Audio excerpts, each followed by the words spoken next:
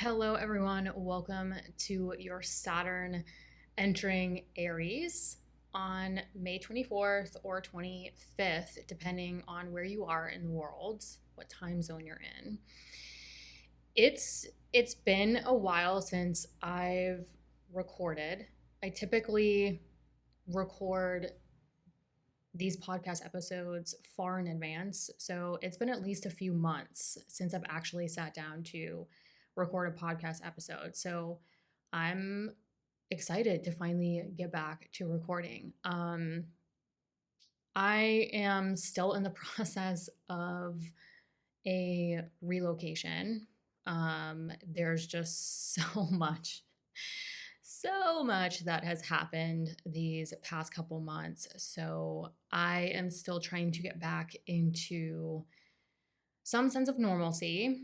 I'm sure a lot of you listening are looking back on the past couple months and also sort of in that whirlwind, that change. It's been wild for a lot of us. So I don't just speak for myself. So definitely stay tuned. I am doing my best to record and get this stuff out. Hang in there. Once I get settled, I will open up my hours for one-on-one sessions a little bit more, to see more of you, more time for one-on-ones, more time for podcast recording. So I'm looking forward to getting grounded in the coming weeks, fingers crossed. But I really want to get this podcast episode out because I think Saturn entering Aries is very, very important. Things are going to shift. Saturn is that planet that is work, is discipline, is how we build. And there's a lot going on here. So, again, I have to say it every time. This is not conclusive. I do not have your natal chart, how these transits and placements are going to interact with your natal placements. So please refer to your own birth chart. And I will also say that the dates for what I'm going to cover, the date ranges, timeframes to look out for, will be in the show notes below. So if you're listening and you're like, what was that date? Like, I need to jot it down or, put it in my calendar. Don't worry. I will be putting the dates in the show notes. That is something that was requested by some of you. So I'm happy to do that for you. The things that I'm going to cover, again, I'm not going to cover every single Saturn and Aries transit. That will be more for the monthlies. But I'm going to cover the big ones that I think are very important over the next couple years. So this is not just a Saturn entering Aries or just a Saturn-Neptune conjunction. I'm really looking at the next 2.5 years and what the major things or the major transits could indicate or things to look out for. So I'm providing you basically a wider perspective on Aries, Saturn and Aries. So obviously I'm going to cover Saturn and Aries, sort of some general things to look out for. The next thing I'm going to cover is obviously the Saturn-Neptune conjunction, a specific date on that conjunction, but the range of dates to also look out for that you could feel it, because I'm big on applying aspects where we can feel it. A lot of times when it's conjunct or it's happened and then it's moving away, it's sort of over. So my goal is to prepare you for it, which means ahead of time. So if my orbs are a little bit wider or they're not exact to date, that's why. The next thing I want to cover is Saturn's opening sextile to Pluto in Aquarius. So for those of you who are relatively new to astrology, a planet is conjunct, comes around, goes conjunct, or AKA joins. It merges with a planet. Then the faster moving planet, in this case between Saturn and Pluto, is going to be Saturn. Saturn takes off, starts to move away from Pluto, forms that opening sextile aspect. Then it will form the square. Then it will form the trine. Then it will form the opposition. and so on and so forth until it comes back around to join again and create a new cycle. So this is really important because this is really the first opening sextile between Saturn and Pluto. Just to get your juices flowing, I like to get your juices flowing before you listen to your rising sign, which will also be time-stamped, by the way. Saturn and Pluto were conjunct or merged or on top of each other around, what was it? I believe it was January 2020. Yes, it was around January 2020. So when they merged, think back to roughly around January 2020. What was really going on? And again, when I go through the rising signs, I'll give you some themes or areas of life to think back on around that time that you could have been starting or planting the seed, that now that sextile is going to likely provide some opportunity for you to look out for, right? Sextiles can create opportunity, not ones that necessarily just fall in our lap like trines. You have to be aware of it. You have to take the opportunity. So you have to move towards it. You have to choose it. But again, knowing's half the battle.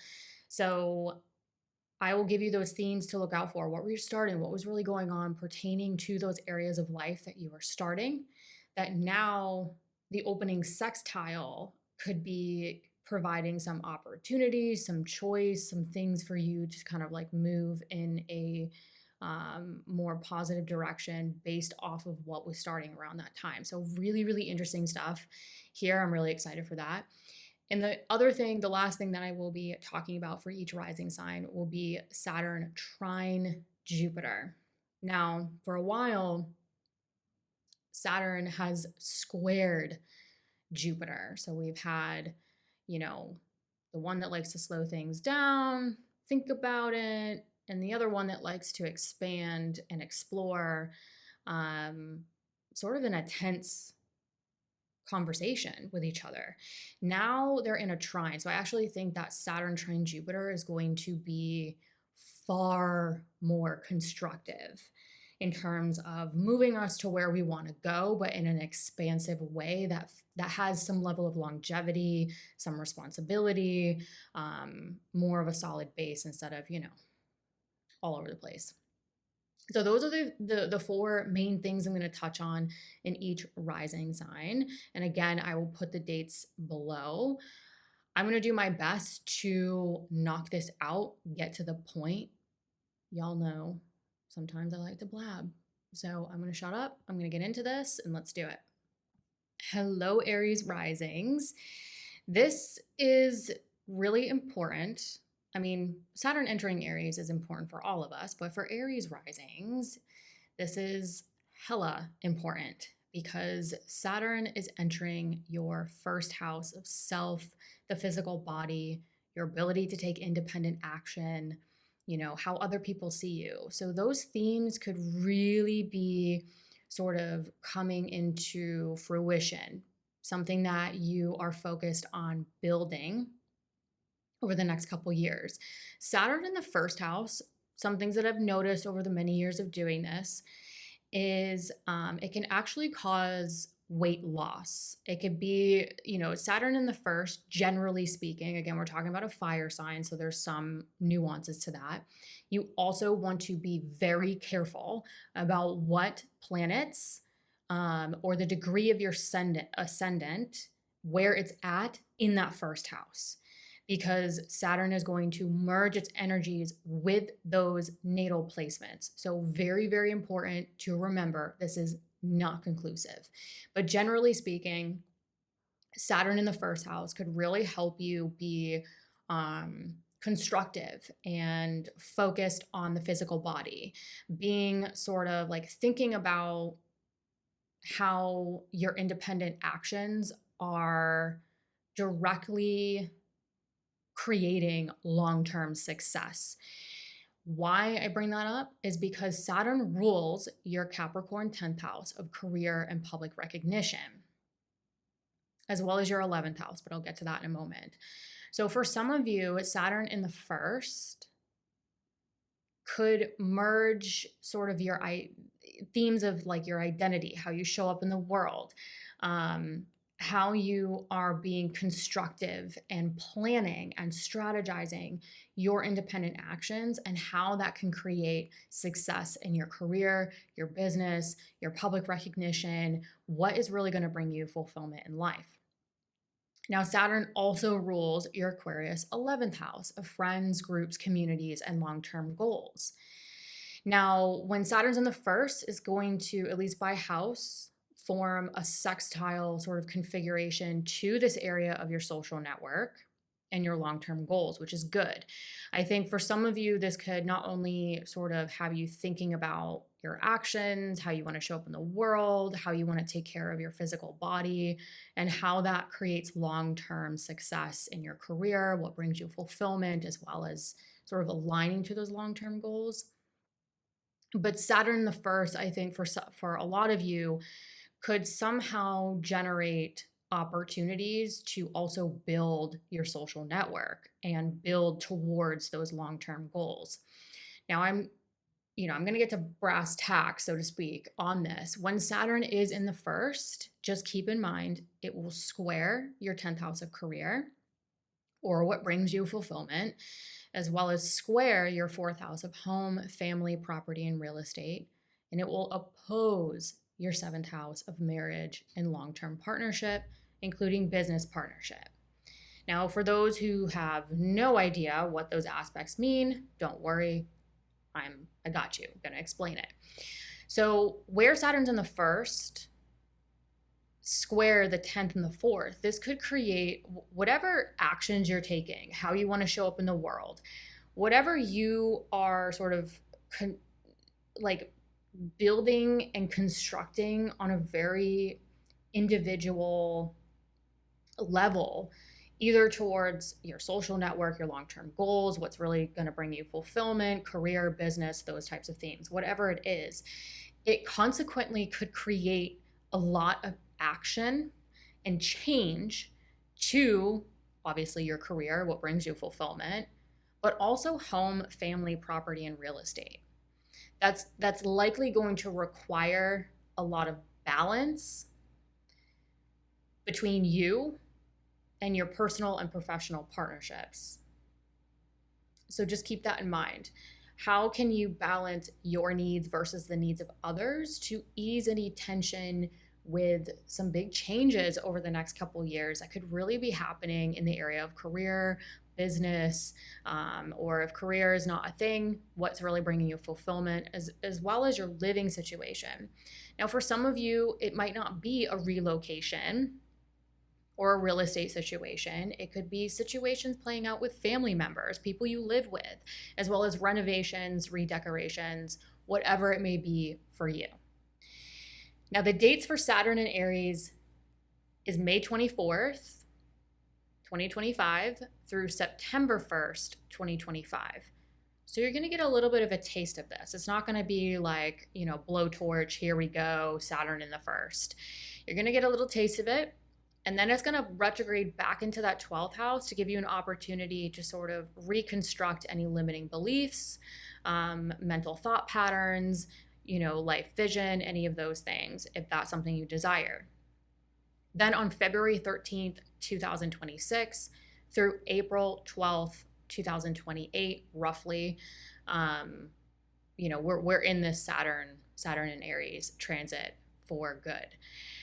Now, when Saturn enters your first house, it's going to immediately start applying to a conjunction or merge with Neptune in Aries.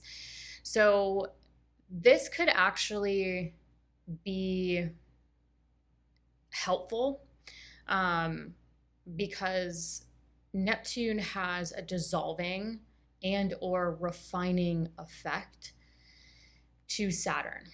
So I think this could help some of you sort of dissolve or refine something around who you surround yourselves with, your social network, your long-term goals, career themes, things that bring you fulfillment themes, and how that can create, I think, a good thing to think about with this conjunction is sort of how can the refining, the purifying, or the dissolving of things that really no longer serve in those areas, how can that not only help you build towards the things that you want in those areas, but with Neptune in the first, like how can that make you feel good in your body long term as well? If you're a creative, if you're an artist, a creative, a musician, any of those things, Neptune can sort of play a part in this in terms of dissolving or refining those themes within your career, your business, your public recognition, or your social network.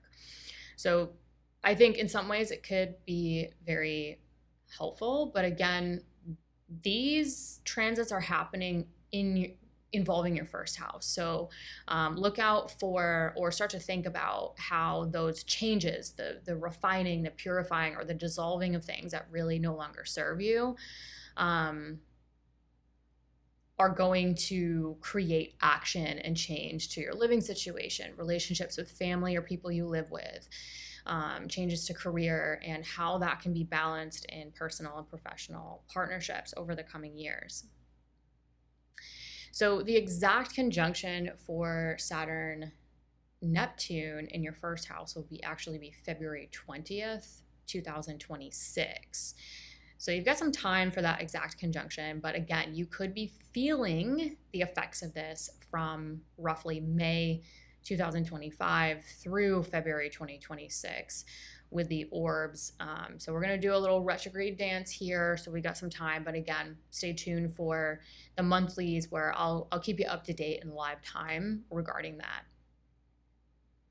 So there could be, staying on the subject of Saturn, Neptune, I think there could be some seasons of uncertainty with Saturn here, because Saturn will actually be roughly at the midpoint of Pluto-Uranus. So this tells me there could be sort of this rapid acceleration and change as Neptune is refining and dissolving. So keep in mind, because of the midpoint situation, I think this is not just Saturn, entering Aries. I think when you look at the midpoints of this has the potential to create rapid acceleration and change. So as I've said for a while, buckle up, buckaroos. We are, there could be some rapid change with this, where Saturn is trying to either rebuild or reconstruct. And for you, Aries, it could heavily involve who you surround yourselves with, your social network, those goals, what brings you fulfillment, career, business theme. So I think, there could be some seasons of uncertainty. There could be some seasons of, whoa, what is happening? You might need to take a step back and be like, so much is changing or accelerating. Maybe take a step back, remind yourselves that you can take breaks and gain some perspective. Saturn will back up. It will retrograde back into that 12th house of the subconscious. So I think you will get an opportunity of solitude, some sort of, time to think about it, think about where you want to go based off what has changed. And then once we push into 2026, we're really in it to win it. So don't worry, you have some time to think about this.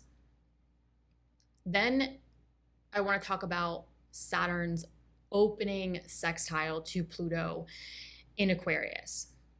So what I like about this is Pluto is finally out of that 10th house of career, public recognition, or what brings you fulfillment if career is not a thing at this point in your life.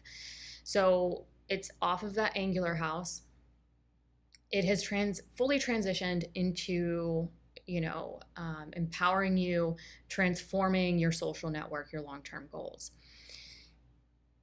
When Saturn moves into that Aries first house, again, this is going to create that opening sextile. So think back to early 2020 or late 2019, early 2020. what was going on specifically in the area of friends, groups, communities, long-term goals, career, and or public recognition themes. What was going on around those themes? What were you ending? What were you starting? What were you transforming? How were some of you empowering yourselves in those areas, making big changes in those areas? Whatever it may be, this opening sextile could be the time where you start to see the opportunity or the positive sort of consequences to those changes that you made, or whatever it was regarding friends, groups, communities, long-term goals, career, public recognition, end of 2019, early 2020. So really like end of 2019, right before pandemic time. So, what were some major things going on in those areas that now you could really maybe start to reap the rewards? Again, Saturn Pluto conversations or aspects are not, they're not Jupiter Venus aspects, right? We're talking about some pretty strong, if these were people, they would be very strong presence type of people that you would take seriously when walked into the room. So the opening sextile, again, I think could be opportunistic, could be where you kind of see some things sort of unfolding finally from what was happening end of 2019, early 2020. But the Saturn-Pluto conversations tend to mark a level of toughness. I like to use the word tenacity, where it sort of can generate, and in this case, I think opportunities for business, what brings you fulfillment, social network, long-term goals, bring sort of a toughness or tenacity to those themes that can generate long-term results, right? We're not talking about some like pipe dream here with these planets. We're talking about getting to it, making it happen. Again, tenacity, toughness, hard work. That sextile that creates some opportunity here. So again, think back to end of 2019, early 2020. And when we're talking about the opening sextile, the actual date for that is March 28th, 2026.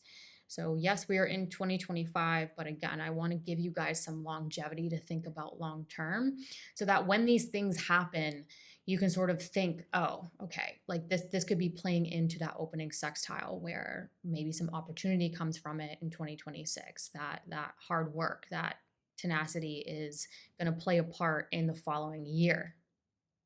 So just something to keep in mind. And the last thing I want to touch base on is Saturn trine Jupiter.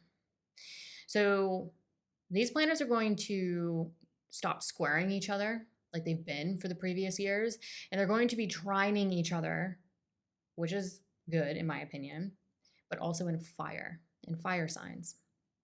So this is going to, I think, generate some constructive results, constructive, responsible ways of sort of building that strong foundation, but also where we can really start to move forward, we can start to expand what we want to expand.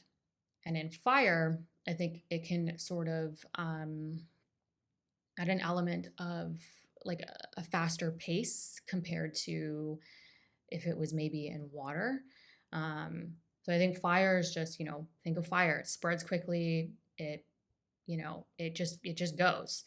So I think this could be a welcomed energy collectively for a lot of us. But the exact dates for the trines are August 31st, 2026, April 3rd, 2027, and July 11th, 2027. So for you, this is happening again, Saturn in your Aries first house of the physical body, independent action, how other people view you. Trine Jupiter in your Leo fifth house of creativity, self-expression, joy, even children, if that is applicable to you.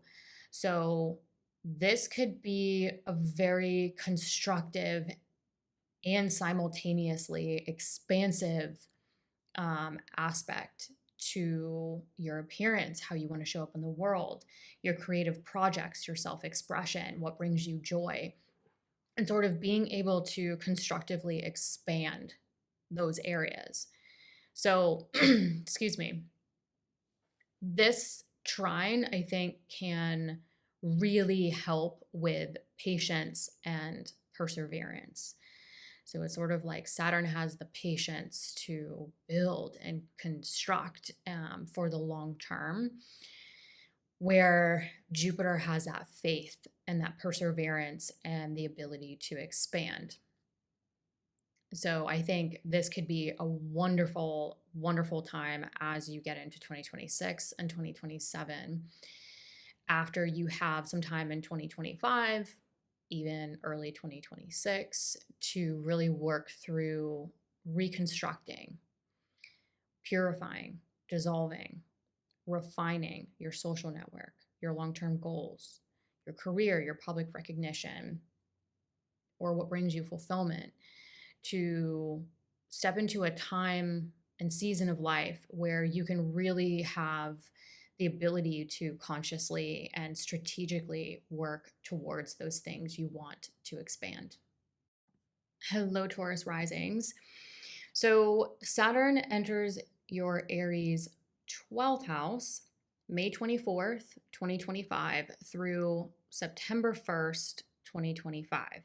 So this is going to give you a little window, a little taste. Again, the kind of the thing I'm describing is like, this isn't going to be just like this blowtorch, like it's coming in and, we're going to get a little bit of a break with the retrograde cycles, but through, May through roughly September of 2025, Taurus risings, you guys are going to get a chance to start to explore your subconscious mind, maybe limiting beliefs. But I think for some of you, this could be a really opportunistic time to start to reconstruct or change your thought patterns or thought process to sort of explore new career areas, new ways of writing, new ways of teaching, new ways of traveling, exploring the world. So, I think a lot of people are going to look at this and go, oh, Saturn in the 12th, Saturn in the 12th has a bad reputation. Not going to lie, it's an averse house. So it's not visible. And, the ancients were kind of like, oh, it can, do bad things to the mind and the hidden aspects and hidden enemies. But, we live in modern times, and I work with people on a daily basis who, many of them, have had Saturn going through the 12th, sometimes multiple times, like they're older, so they've gone through it multiple times in their life. So I will tell you that is not entirely true. And when Saturn's in Aries, again, May through roughly September of this year, and then again February 2026 through April 2028, you'll have more time to work with it. But for now in 2025, you're going to get a good taste of the Saturn in Aries in the 12th. Now, what I want to really specify is that Saturn rules your Aquarius 10th house of career, public recognition, or what brings you fulfillment if career is not a thing. It also rules your Capricorn 9th house of growth potential. So think publishing, teaching, traveling, spirituality, higher knowledge. Now, in particular, if you have your midheaven in your Capricorn 9th or your Aquarius 10th, this is going to add extra strength to the area of career, public recognition, or what brings you fulfillment. and how your mental thought patterns, your limiting beliefs, your hidden visions of within your mind around those themes of career, growth, potential, publishing, traveling. So I actually think that a lot of Taurus risings, you might be entering a time where maybe some of you are witnessing your thoughts or witnessing your mind, or reconstructing or rebuilding sort of a life vision around the growth and potential, the career, what brings you fulfillment. So again, I always like to say, if I'm working with people one-on-one, when it comes to that career or that thing that brings you fulfillment, you want to, sometimes it's necessary for Saturn to travel through that 12th house, because if there's a strengthening and a strong foundation mentally, that is going to give you the longevity, the perseverance to do that thing, to build that thing. So the analogy I always give people, especially my one-on-ones, everything you see, every tangible thing that you see in the world, or almost every tangible thing that you've seen in the world, started as a thought in someone's mind. It started as a thing that they were passionate about, that they had to overcome, persevere, despite, in many instances, despite all the odds, the people not believing in them. So think of like the skyscrapers, the home developments. Like this was all a thought in someone's mind that, again, Saturn helps build it, helps make it a tangible reality. So I think the next couple years for a lot of Taurus risings, this could be, especially with Saturn ruling the area of career, what brings you fulfillment, that growth potential. This could be a time where you're really sort of changing your inner world to make way for the new world to become that tangible reality. Now, again, when Saturn enters your Aries 12th house, it's going to immediately start to apply to a conjunction with Neptune here. So it's not your typical Saturn transit, because Neptune being here is basically helping refine, dissolve, purify whatever it is that's going on mentally or internally around the longevity or what you want to build for career, business, public recognition, growth, potential. So I think Neptune's going to give an opportunity, again, with orbs, roughly May 2025 through February 2026, where it will be exact February 20th, 2026, where mentally, I think some of you might be able to see ahead. That mental, subconscious, inner world where you can see ahead for career. You can see ahead for that thing that brings you fulfillment. You can see the growth and the potential and what you need to refine and rebuild, for some of you internally, in order to align yourselves to that. I'm not going to lie. When Saturn and Neptune are at the first couple degrees of your Aries 12th, it will be on and off at the midpoint of Pluto and Uranus trine. So when looking at the midpoints, this is adding an energy of rapid acceleration and change. So some of you really might be rapidly, whatever you're changing mentally, whatever you are mentally reconstructing, rebuilding, refining for publishing, teaching, travel, higher knowledge, career, business, really major visible areas of life for Taurus risings, it could consequently create rapid change like accelerating change. So that's something to keep in mind. Where sometimes other transits, you know, where this wouldn't be the case with the midpoints, with Pluto and Uranus, where there's rapid transformation and innovation and change. So some of you, like, you know, I just like to say there might be some seasons of like, whoa, the mental changes or the choices I'm making or where I'm sort of refining or rebuilding around those themes, it could have this like rapid change. Like some of you might see where what you perceive is what you receive. So where you're sort of internally changing, you might start to see that rapid acceleration or synchronicities in your physical life. So something to just keep in mind.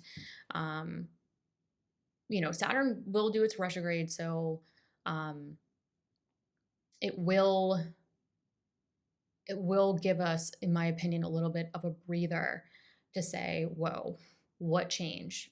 How that acceleration, that change, that transformation, um, that retrograde movement with Saturn, I think can give us a little bit of a perspective on it, or a little bit of a, okay, let's reevaluate, let's look, let's see.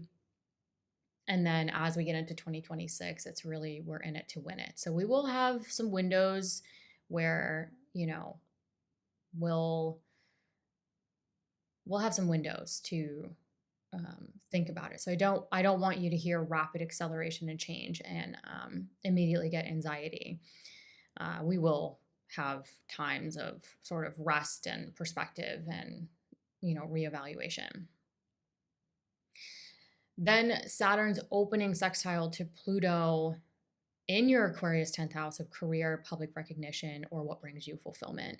So the opening sextile is actually on March 28th, 2026. So we got some time. However, I want you to think back to the end of 2019, early 2020, before the pandemic. Specifically, what was going on with education, higher knowledge, publishing, teaching, spirituality, travel. And for some of you, it could be more career related or fulfillment related. What was going on around that time where maybe some seeds were planted, some changes, some major decisions, that as you push into the beginning of 2026, that opening sextile between those two are going to create some level of opportunity to what was maybe started the end of 2019, early 2020. Maybe it was ideas. It doesn't have to be this big significant event. But this could be that opening sextile where maybe you start to see the unfolding, life actually happening around what you were doing end of 2019, early 2020. So Saturn, Pluto, we're not talking about, you know, Jupiter and Venus. We're talking about some pretty strong planets here. So sextiles between Saturn and Pluto, I tend to notice an air of tenacity, toughness, the ability to sort of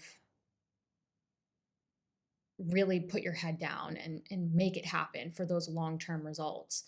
So is this going to feel like butterflies and rainbows? Probably not. But whatever you are passionate about, whatever you are sort of infusing that tenacity into, you could see some opportunities. You could start to see like, whoa, it's happening. Like things are unfolding. It's starting to move in the direction. Where maybe it's been quite a few years at this point where you've been trying to figure it out, or maybe not seeing the fruits of your labor. Um, so I think this opening sextile could really, especially because with it being a sextile, um, and one of the planets in the sextile configuration is ruling your ninth house of growth and potential, and also your 10th house of career and public recognition, you could really start to have that toughness or that ability to just like do that thing that you want to do and create the long-term results, create that empowering or that transformative situation regarding those areas where you're simultaneously, mentally, it's almost like where Saturn is creating the sextile. I almost see like Taurus risings, like you're mentally strong. You are stepping into a level of mental strength that is what is literally what you need in order to be successful in your career, in your business, your public recognition, growth potential, and anything regarding those areas. Um, so I think this could be, is it going to be, again, rainbows and sunshines and, skipping through the park? No. This is going to require some toughness, some hard work. But I think a lot of Taurus risings through this, like you could step into a new chapter of life where you start to see how strong you really are. And, not in just this like physical, superficial way, but you have the mental capacity to do the things you want to do and succeed in the things that you want to do and persevere through them and really see the fruits of your labor. The last thing I want to touch on is that Saturn trine Jupiter. So after the past couple years, I think this is going to be really helpful for Taurus risings because yes, Saturn will be in that Aries 12th house. I'm a broken record talking about this 12th house at this point. But trine Jupiter in your Leo 4th house of home, family, property, and real estate, I think this is going to be good because, trines create flow. They remove obstacles. So while there's a level of toughness and work, and I think going after the things that you want, what brings you fulfillment, the trine to Jupiter and Leo, especially in fire signs, where it can give it a little more oomph, make things happen a little bit faster. I think whatever's going on mentally, you could also see how that expands your home, property, real estate, relationships with family. So I think for a lot of Taurus risings, this not only has the potential to have like major empowering or transformational effects around growth, potential, spirituality, publishing, teaching, career, fulfillment, it also has the ability to have really expansive and even joyful effects on people you live with, family, home, real estate. So maybe some of you are stepping into career, or you're stepping into maybe making more money or networking, and that allows you to sort of generate positive results on the foundation of your life, your home. So I think this is going to be welcome because the past couple years, a lot of you have sort of had to, basically persevere through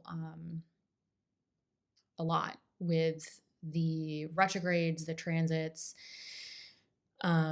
So I think this will be a nice welcomed energy because the past couple years, we've had Saturn Jupiter squares.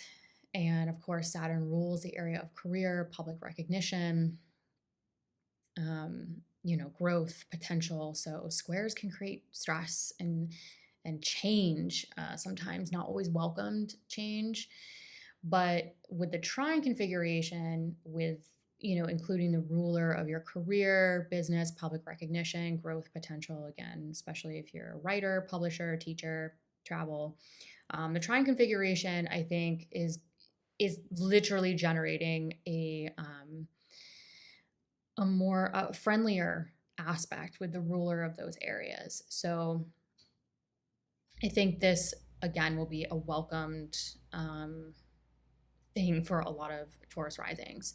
So again, the exact dates for the Saturn Jupiter trine are August 31st, 2026, April 3rd, 2027, July 11th, 2027. And so I think this will be a welcomed mental and foundational energy for Taurus risings that provides patience and perseverance, where I think a lot of you will be gaining that strength and ability to mentally, consciously, and strategically work towards expanding those areas, but also keep in mind Jupiter ruling your Pisces 11th house of your social network, your long-term goals, as well as your Sagittarius 8th house of your long-term financial situation, resources, transformational work. So this could also additionally have reverberating effects to expanding your social network, your goals, your resources, even your partner's resources as well. Hello, Gemini risings. So Saturn enters Aries May 24th, 2025 through September 1st, 2025. Then again, February 2026 through roughly April 2028. So May through September of this year in 2025, we get a little bit of a window to kind of feel it out with Saturn. So for you Gemini risings, Saturn will finally get out of your Pisces 10th house of career, or what brings you fulfillment, which I think will be really, really good, because I think Saturn has slowed things down. And as a Gemini rising, that's maybe not felt good for a lot of you. But again, May through September of this year in 2025, Saturn is going to enter your Aries 11th house of friends, groups, communities, and long-term goals. So this could start to have stabilizing, reconstructive, long-term, sort of thinking long-term about who you surround yourselves with, thinking long-term and sustainability involving your long-term goals. Maybe for some of you, getting a lot more serious about those long-term goals. Now, Saturn rules your Capricorn 8th house. 8th house, you could think of,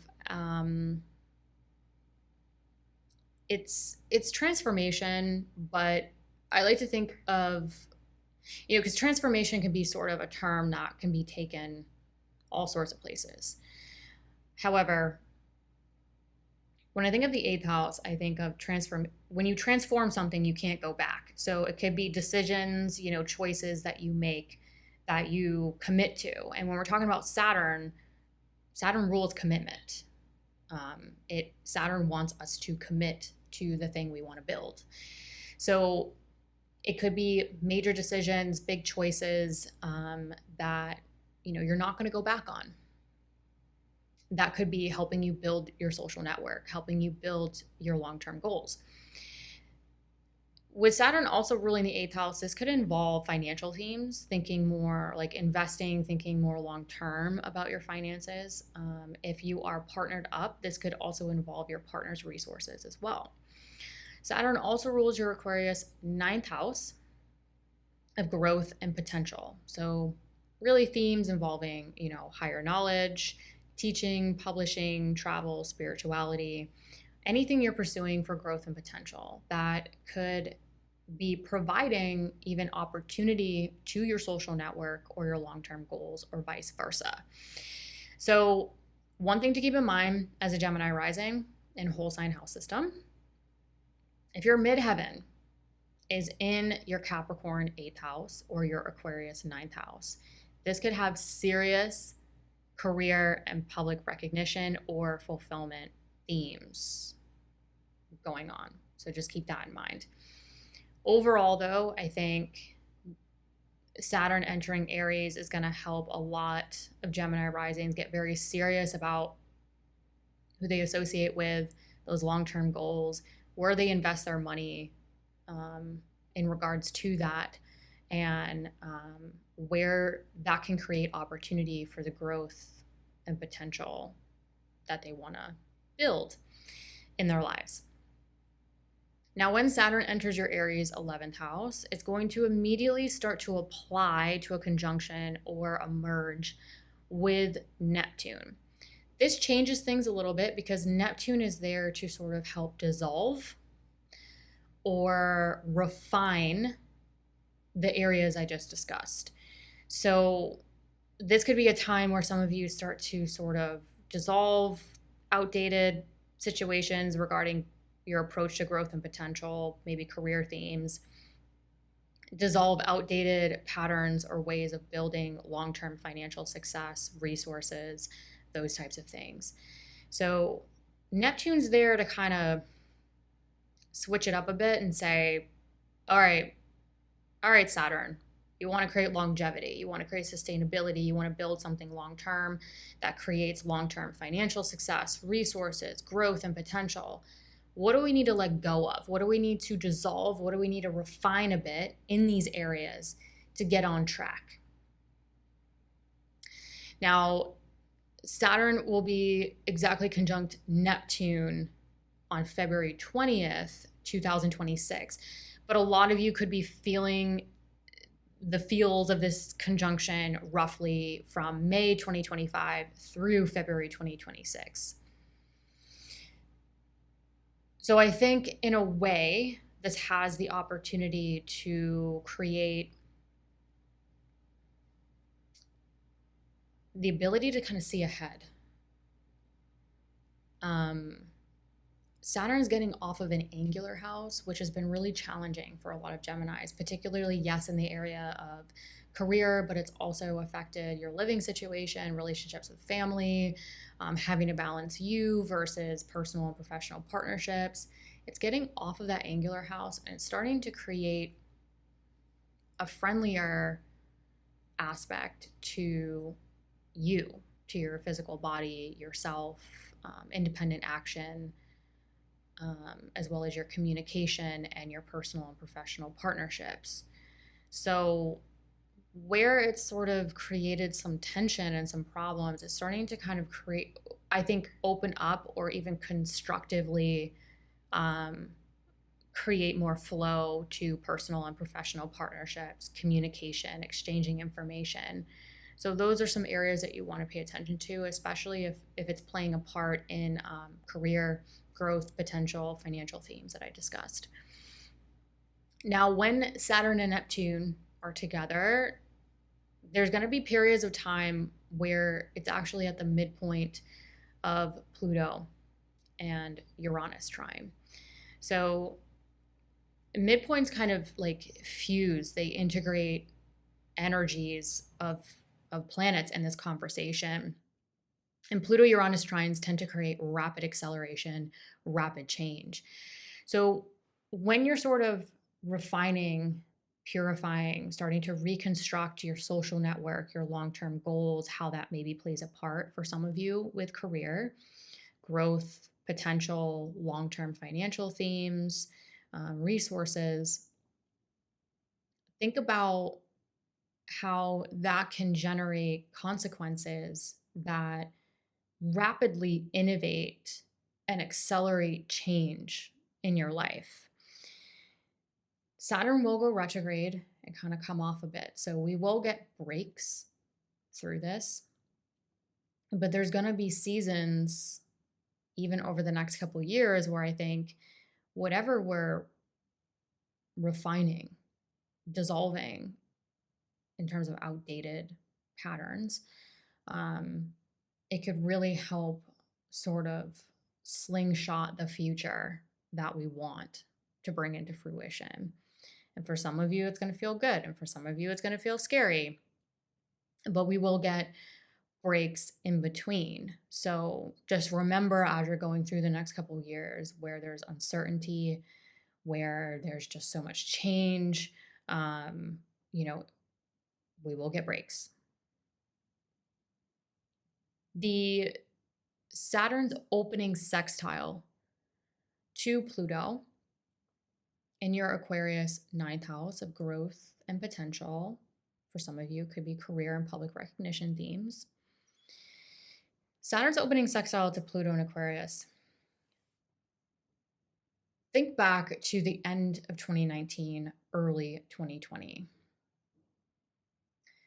What decisions were made? What changes were going on? What were you discussing? Now, it doesn't have to be this huge, major event. For a lot of us, this was indicative of just a choice, a decision, planting a seed. That when Saturn forms this opening sextile to Pluto, it could create the opportunity to that thing that we decided, we changed, we planted the seeds on end of 2019, early 2020, before the pandemic, where for some time it might have felt like we're lost in the sauce. Like we're not really seeing it happen. We're not really like, it's just not visible yet. So I think this is where the external, visible unfolding or opportunity to the things that we were talking about, discussing, planting the seeds, making decisions on end of 2019, early 2020 could start to sort of happen. Now, we're talking about Saturn and Pluto. So, not rainbows and butterflies, but this opening sextile, I think, has the ability to, like, when I think of Saturn, Pluto, I think of tenacity. It's tough. It is putting your head down. It is hard work for long-term results. And so with this sextile happening in the most visible parts of your chart, Gemini, it could be tough. It could require perseverance and hard work for those long-term results. But the sextile tells me there's opportunity out there. And this opening sextile, again, is going to be in March of 2026. So we have some time to work through it. But I think whatever you're sort of purifying, dissolving, restructuring, involving, for some career, others growth potential, long-term financial themes, resources, it could also simultaneously create opportunity for long-term results regarding those themes. The last thing I want to touch on is Saturn trine Jupiter in Leo. So the exact dates on this are August 31st, 2026, April 3rd, 2027, and lastly on July 11th, 2027. So this tells me where that tenacity, that toughness, that hard work for the opportunity to empower your career, empower your growth and potential, really create long-term results financially, resource-wise. The Saturn trine Jupiter it looks highly opportunistic to consequently expand your communication field, including media, if that's something, or technology, if that's something that you work in. exchanging information, relationships with extended family, people in your community, those types of things. So some of you could see your communication or communication fields or technology expanding. Some of you could be seeing your environment, your daily environment, your community, your neighborhood, social events start to really expand in really good, constructive ways. So, whatever it is you're working really hard on, it could sort of dissolve the obstacles to having patience and perseverance with rebuilding and building a social network and long-term goals for good. But I also think the trine, as we get into 2026 and 2027, has the ability to consciously and strategically work towards expanding your communication, your community, your daily environment that could be playing a part in the thing that you do, could be playing a part in creating long-term success to not only your social network, but the growth and potential, the long-term financial success as well. Hello, Cancer risings. So Saturn's going to enter your Aries 10th house of career, public recognition, or if career is not a thing, what brings you fulfillment, from May 24th, 2025 through September 1st, 2025. And then again in roughly February 2026 through roughly April 2028. So in 2025, we get this little window, this charcuterie board, this little tasting of what Saturn in Aries is going to initially be like. And when Saturn enters your Aries 10th house, of again, really sort of a taste of where do you want to create longevity, commitment, new ways of committing to your career, your business, public recognition. That could also be integrating professional partnership themes, as well as financial and long-term financial and resource themes. So this could involve, for some of you, finances, investments, resources, forming more alliances, forming more business partnerships with what you do or what brings you fulfillment in life. So this is, Saturn in the 10th, it's a lot because, or it has the ability to be a lot because it's an angular house. So it's not just going to involve, career, what brings you fulfillment. It's going to square your first house of self and the physical body, oppose your fourth house of home, family, property, and real estate, and also square and directly involved by rulership, partnership. So it's not just career. Whatever you're doing to create sustainability, longevity, commitment to what brings you fulfillment, your career, your business, your public recognition, it has the ability to create big changes to your identity, how you show up in the world. Also create big changes to partnership in your life that could really require you to balance sort of home and work life. So Saturn's in the most visible part of your chart. There's a lot that could unfold with this. But again, we're going to get a taste and then Saturn's going to back off. So I don't want this to bring any anxiety because, you're ready for this. And I think for some of you, especially if your midheaven is in your Pisces 9th house, like some of you might be really stepping into this, really ready to create that thing, to create the sustainability, the longevity to that thing, or rebuild and reconstruct in a way that is better than you've ever imagined before.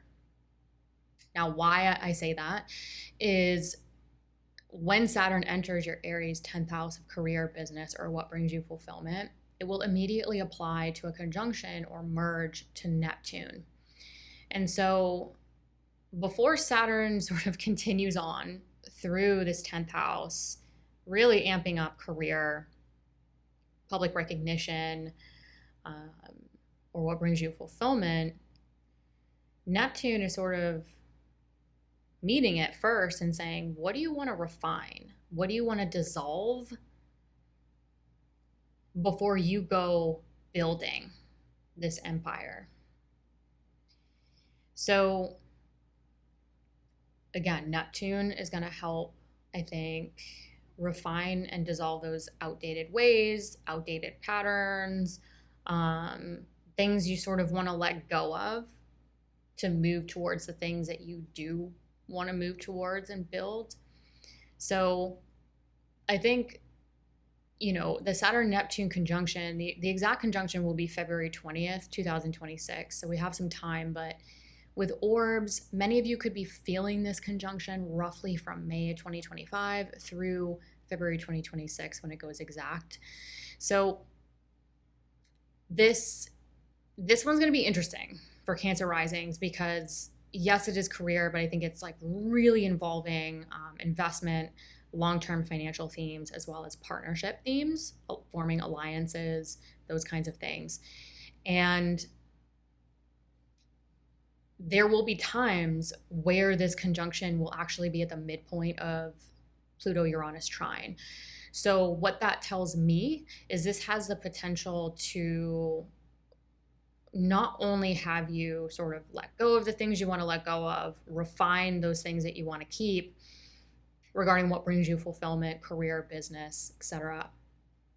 But whatever you're doing, whether it's refining, dissolving, regarding those things, it has the ability to rapidly create innovation and change, particularly to the areas of your mind and your finances and resources. So this could really create innovative ideas, innovative visions that could also play a part in sort of rapidly changing and transforming and empowering your finances, your long-term finances, partners' resources, those types of things. So this is going to be, in my opinion, very, very juicy for a lot of Cancer risings. A lot of you are probably ready to knock this out of the park at this point. Now, Saturn's opening sextile to Pluto and Aquarius. Take a moment, think back to the end of 2019, early 2020. What was going on? What decisions were being made? Now, this doesn't have to be this huge major event. This could be a thought, a decision. Maybe you planted a seed, forgot about it for some time. The reason why this is so important to me is when Saturn and Pluto merged around early 2020, before the pandemic, it generated a new cycle between these planets. It started something. And then as Saturn moved forward, Saturn kind of became invisible to Pluto. So for some of us, for quite a few years now, we've been kind of lost in the sauce when it comes to that thing that maybe we were really starting or generating the end of 2020, the end of 2019, early 2020. So the sextiles create opportunity. And so with Saturn ruling the area of personal and professional partnership, as well as long-term finances, resources, even partners' resources, I think this opening sextile, you could start to see opportunity for alliances, opportunity for partnership, business partnership that is an investment. where the past couple years, it might have felt like a bit dicey or maybe not what you fully envisioned. So that's something to keep in mind. Now, we're talking about Saturn and Pluto. So we're not talking about light, fluffy planets here. We're talking about,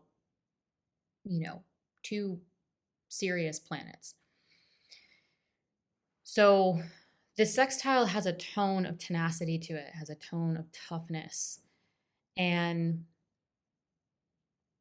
this is really involving the toughness, the, putting your head down and making that thing come to fruition that is going to generate the long-term sustainable results around what brings you fulfillment in life, career, business. That could also involve partnership.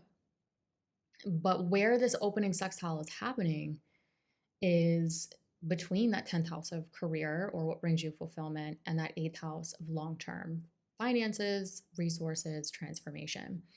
So this could be this could be an opportunistic time involving those themes, but there could be this energy where Cancer risings, like you might be like really making it happen. Where for the past couple of years, it's felt a little lost, or it's felt a little here, it's felt a little there, where you can start to see the unfolding. It becomes visible again to Pluto. Now, the last thing I'm going to touch on is that Saturn-Jupiter trine. Now, this is, in my opinion, again, it's not conclusive, but generally speaking, this is going to be really good for Cancer risings, particularly not only in the career, business, or what brings you fulfillment area, but also expanding your personal finances.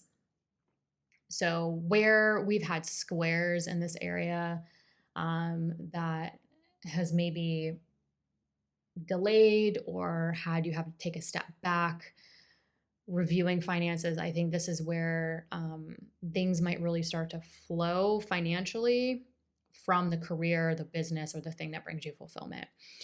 Now, the exact dates on this before I get into it is August 31st, 2026, again on April 3rd, 2027, and lastly, July 11th, 2027.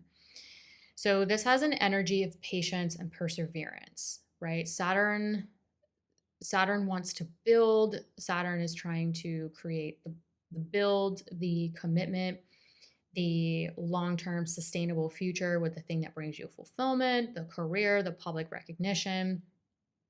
Trine Jupiter, expanding, even creating good fortune for some of you in that second house of earned income and self-worth. So this could be, this is welcome. It's a trine. So trines dissolve obstacles. So for some of you, that commitment, that hard work, that tenacity that you're really putting into the things that bring you fulfillment, the career, the public recognition, you could really start to see, consequently, especially as you get into 2027, the dissolving of obstacles, those obstacles that have been there for some time, where you've really had to be like work on your feet, really sort of work around things to kind of keep it going. Trines create ease, they create flow in the chart, and that's your life. So this is sort of a nice note to end on, I think, for Cancer risings, especially as you get into the last bit of 2026 and into 2027, where that patience and that perseverance potentially starts to really pay off, where you can really step into even a time of consciously and strategically working towards, not only building the career, the business, the public recognition, or the thing that brings you fulfillment, but really consequently creating flow and expansion to your finances and your financial future. Hello, Leo risings. Saturn will enter your Aries 9th house from May 24th, 2025 through September 1st, 2025. And then it will retrograde and re-enter your Aries ninth around February 2026 through April 2028. So in 2025, you get this window, this taste of Saturn's effects on your growth, potential. So think travel, higher knowledge, spirituality, publishing, teaching. For some of you, it could be career related as well. So this, in my opinion, is going to be, even with its challenges that Saturn always brings, this, I think, is going to be a more welcomed energy compared to Saturn in Pisces. One, because when Saturn enters your Aries ninth house, it will start to form a trine configuration to the first house of self and a trine configuration to your Sagittarius fifth house of joy. So it's going to start to make a friendlier aspect to the first house of the physical body, appearance, where for a couple years, Saturn going through the eighth can definitely, it can be tough. It can be really tough, financially. It could be really tough with transformational work, having to make choices that you can't go back on, whether it's good or uncomfortable. So there's definitely been some challenges with Saturn in the eighth. When Saturn enters your Aries ninth house, I think it could start this journey of commitment, longevity, and discipline to your knowledge, pursuit of more knowledge, travel, publishing, teaching. Again, this could be career related, but really anything that you have been desiring for growth and potential in your lives, whether it's for your personal fulfillment or your professional fulfillment. Now, Saturn rules your Capricorn sixth house of daily work, health, and routines. So whatever commitment and work you're putting towards your knowledge, your growth, your potential, it could create constructive, even positive change to your health, your work, and your routines. Some of you, it might be as simple as expanding your knowledge and spirituality and seeing how that has a significant impact and change to your health. Now, Saturn also rules your Aquarius seventh house of partnership. This includes professional partnership. So marriage, personal and professional long-term partnership.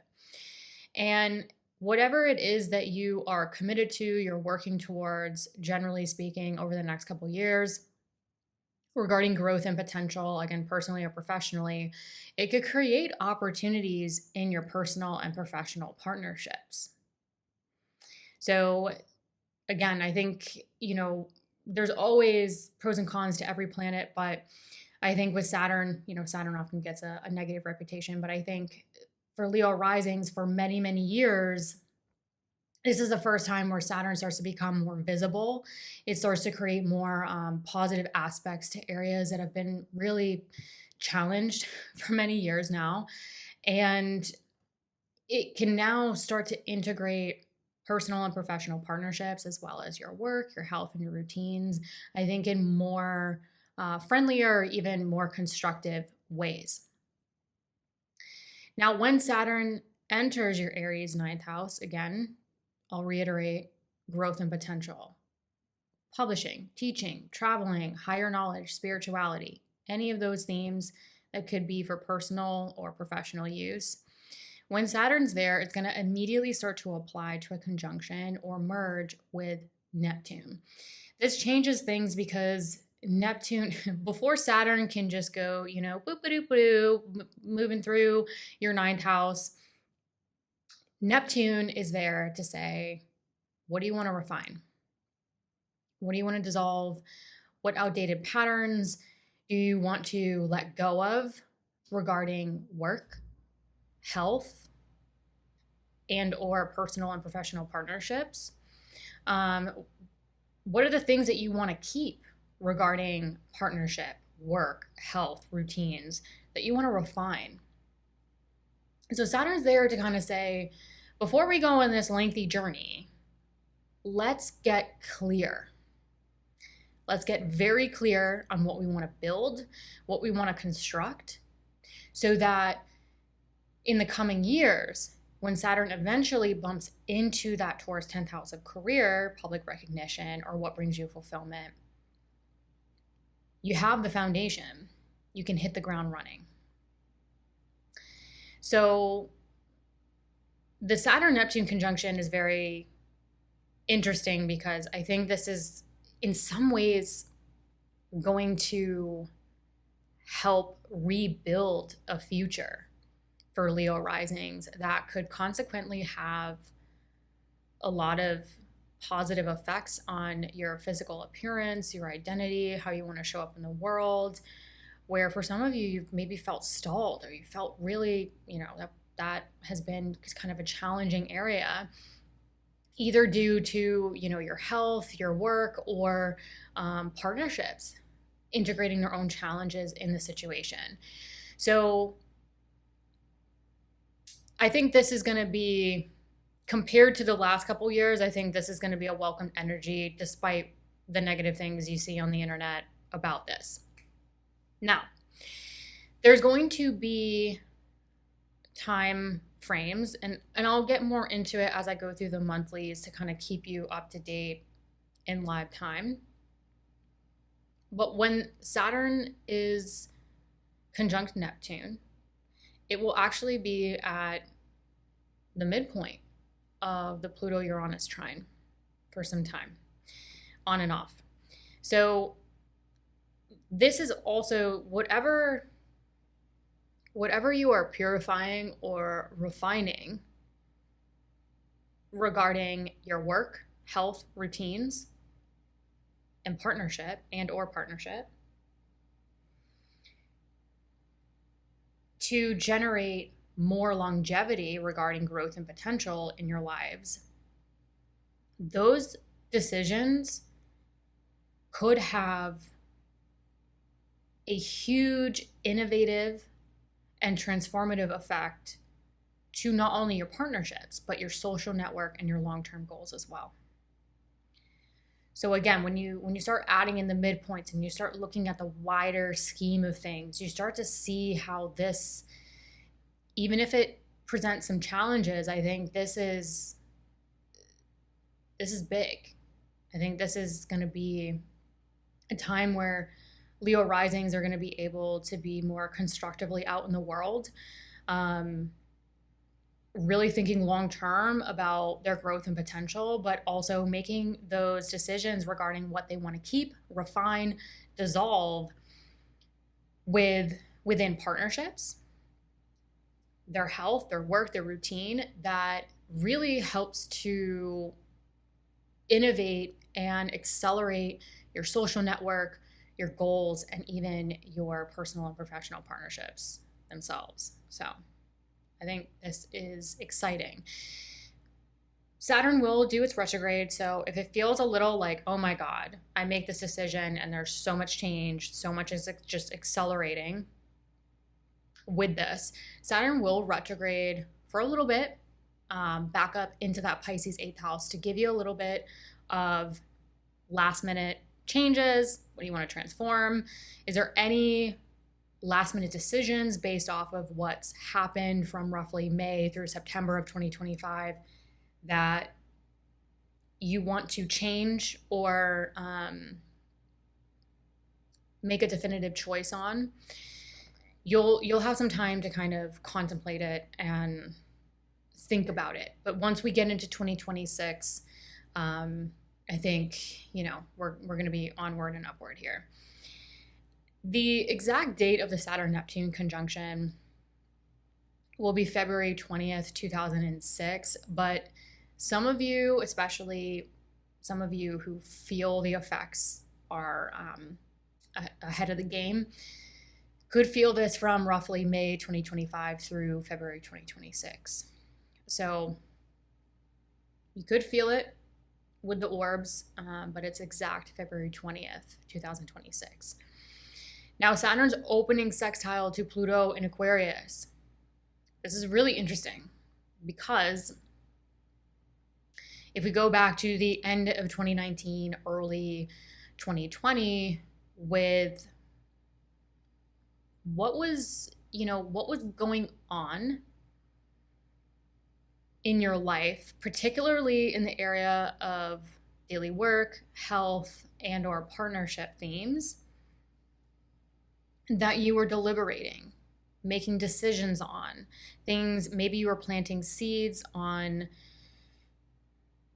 what you really want for the future, regarding work, a health situation, or something within partnership or the desire for a partnership. Think back. It doesn't have to be this huge event. It could have been something that happened more internally that you were working through. That now Saturn is going to generate, is going to create that opening sextile.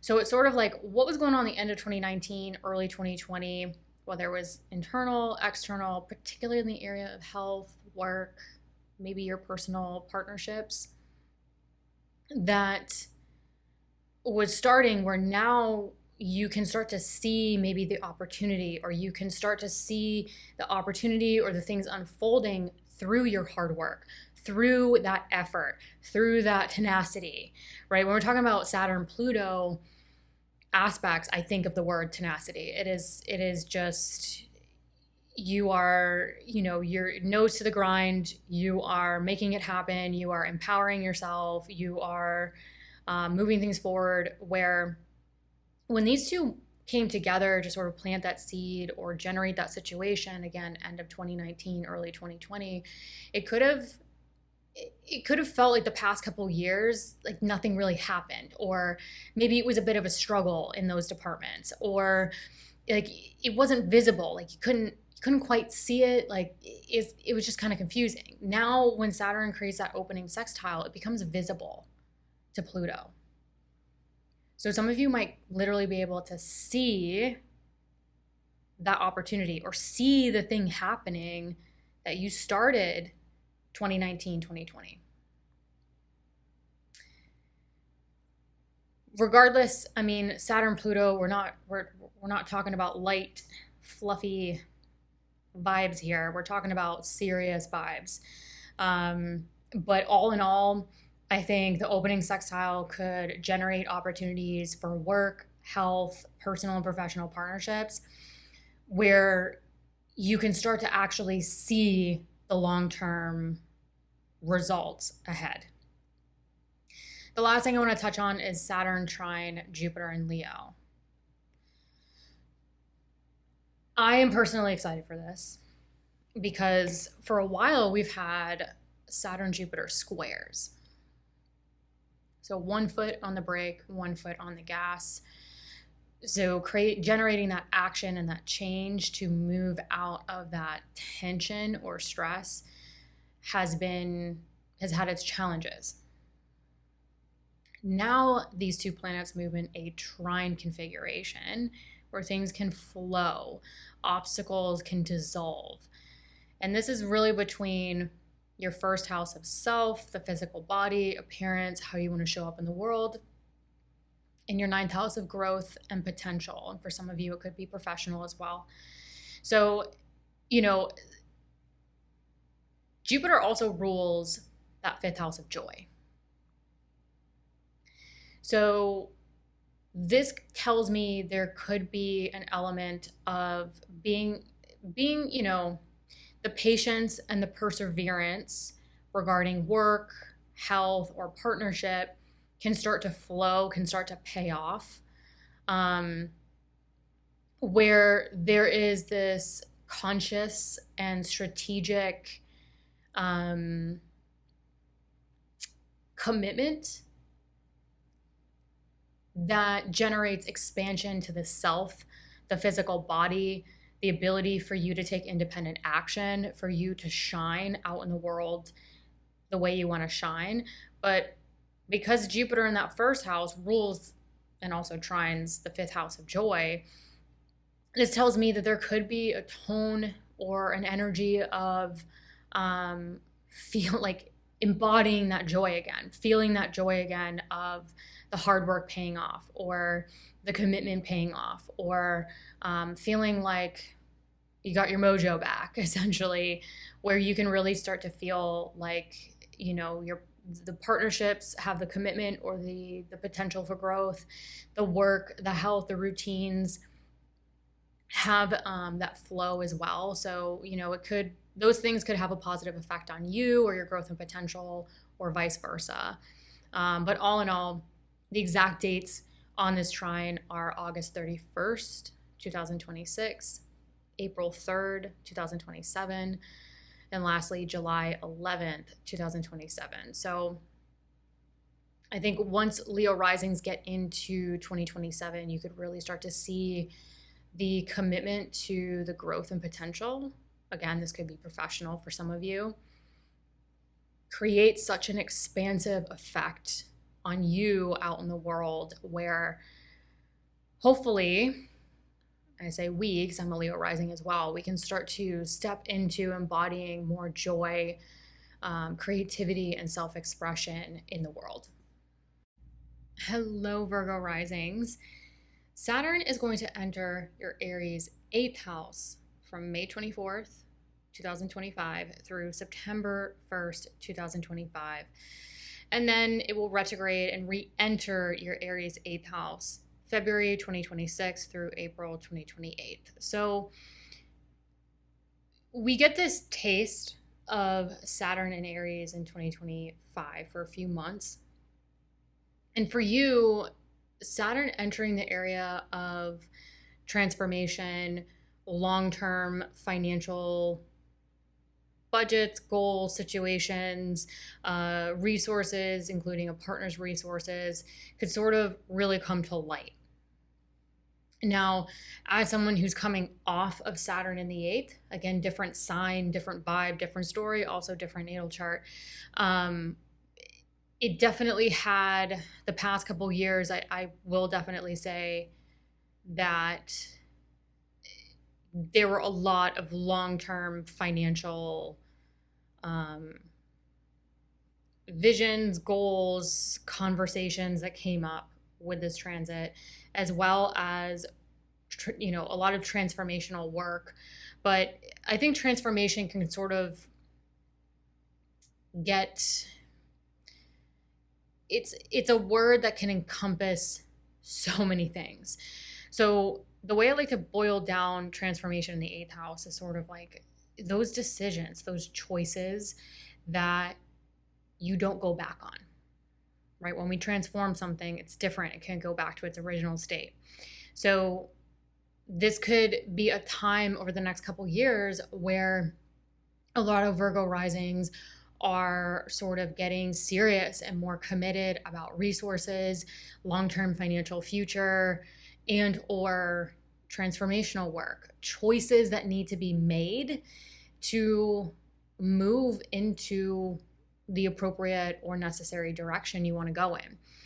Now, taking that a little bit deeper, Saturn rules your 6th house of daily work, health, and routines.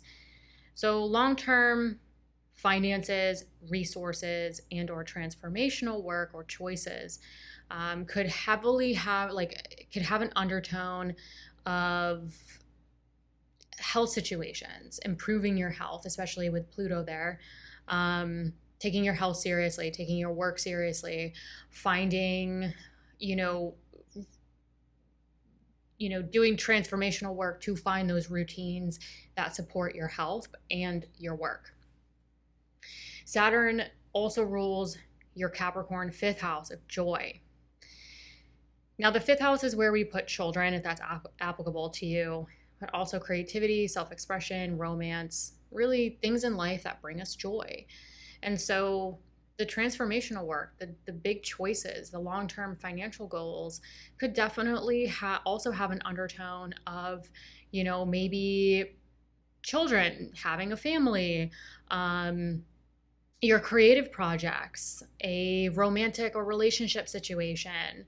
All in all, you could be making big decisions or choices over the next couple years to really step into or incorporate more joy in your life, whatever that specific joy is, or seeing what you need to do to be able to integrate more of that, in addition to, you know, your work, your health, and your routines. So with Saturn's rulership in a Virgo rising chart, it's not just financial future resources, including a partner's resources and or transformational work or really big transformational decisions over the next couple of years.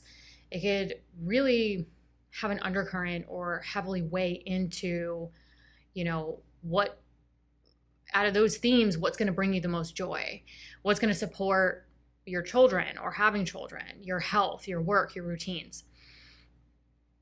Now, when Saturn enters your Aries 8th house, it will immediately start to apply to a conjunction or merge with Neptune.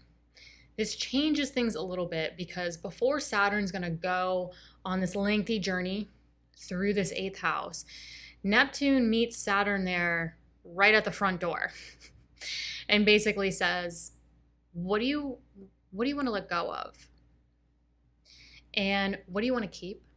And the things that you want to keep in your life, how do you want to refine them? How do you want to purify them before we really get into the transformational work, the commitment, making decisions or transformation in your life, long-term financial goals, partners' resources, that can create longevity, sustainability. I think Neptune here, especially in the 8th house, it definitely, I mean, as someone who's, you know, coming off of Neptune in the 8th, it can definitely purify and refine, but with Saturn's influence, it can sort of be like, okay, well, everything, and it may be within partnership or finances or transformational work, like where have you idolized certain things or how you want to merge with another, if this is applicable to you, that now Saturn here can say, how do we really do this? How do we make this a reality instead of something that's this idealized version? So that's another potential there. The 8th house, what I've seen over the years, especially if you're partnered up or you're looking to be partnered up, whether it's personal or professional, the 8th house can test your commitment to long-term financial goals, transformational work, the long-term commitment to merging your life and resources with another person, whether it's for professional reasons or personal reasons. Now, the exact date of the Saturn-Neptune conjunction is February 20th, 2026. But with the orbs here and there, again, through the monthlies, I'll kind of keep you up to date live time, but through the orbs, like roughly May 2025 through February 2026, when we get the exact by degree conjunction, a lot of you could feel this influence, this Saturn-Neptune influence. It's also important to note that it will be at the midpoint of Pluto and Uranus. So it will be sort of integrating and infusing this trine of innovation and change and transformation. So whatever you're sort of purifying or refining regarding, yes, transformational work, big decisions, commitment to long-term resources and finances, but ultimately how it's going to really fully support your health, your work, and also integrating joy or children, if that's applicable to you, where whatever decisions are made regarding those themes, it could really rapidly accelerate and transform your work, your health, your career, and what really brings you fulfillment. So look for ways that the decisions, the transformational work, and commitment to sort of long-term financial success, even with a partner, resources, can consequently or sort of even create like synchronicity around innovating and changing your career and what brings you fulfillment, and really empowering and transforming your health, your daily work, and your routines. Saturn's opening sextile to Pluto and Aquarius is particularly interesting. I have a very close eye on this one because it's really this first opening sextile to that first conjunction, the Saturn-Pluto conjunction, late 2019, early 2020, that could have, because of Saturn's rulership in Virgo rising's chart, it could have been how you enjoy life, joy, romantic situations, or a work or health situation, because it rules the 5th and the 6th. Maybe it doesn't have to be this huge event. It could have been something internal. It could have been planting a seed. Maybe it was a romantic relationship. Maybe it was, something with your children or having children. Maybe it was a health situation or a work situation. Whatever was going on, like really before the pandemic hit, that was a thought, something was internal, even external regarding those themes, that now this opening sextile, it becomes visible. And sextiles create opportunity. So where the past couple years might have felt like, I can't see it. I don't know what's really happening with this. Like I thought I had this thought or I had this idea or this thing, but it hasn't really crystallized. I can't see it unfolding yet. I think the Saturn-Pluto sextile could generate opportunity or the ability to see the unfolding, or the thing that's sort of, even for some, like generating opportunity. Now for Virgo risings, this sextile is actually happening in aversed houses, so shadow houses that you can't see, the first house can't see. So this may not be a very visible public thing for a lot of you. It might be more of an internalized thing that other people may not be seeing or whatnot. So for some of you, if you feel it more internally, that's okay. The key is Saturn-Pluto sextile, I think, can create the commitment and the toughness and the tenacity for you regarding, your health lifestyle, your work, your major decisions, your financial future. So again, when we're talking about health and work and any like transformational decisions, financial, these aren't the most typical public things, right? These are aversed houses. So that toughness and that commitment and that tenacity towards getting maybe like your health, your work, your routines, your budget, your long-term financial success, your resources, setting up, like seeing the opportunities there could come to light, that maybe you were thinking about this late 2019, early 2020, where now you're really pushing forward and sort of like nose to the grind, making it happen.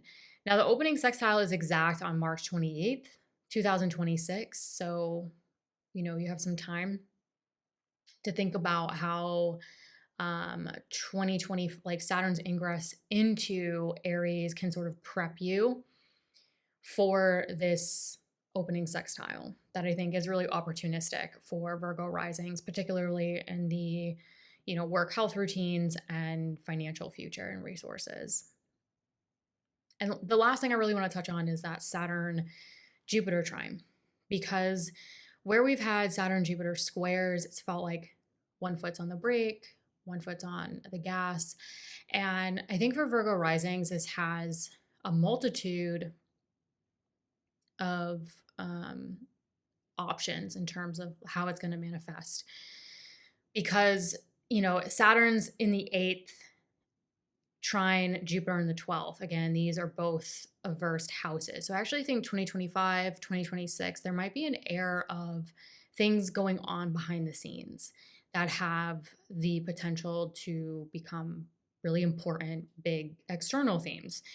So Jupiter will be in your Leo 12th house, expanding your visions, expanding your mental thought patterns.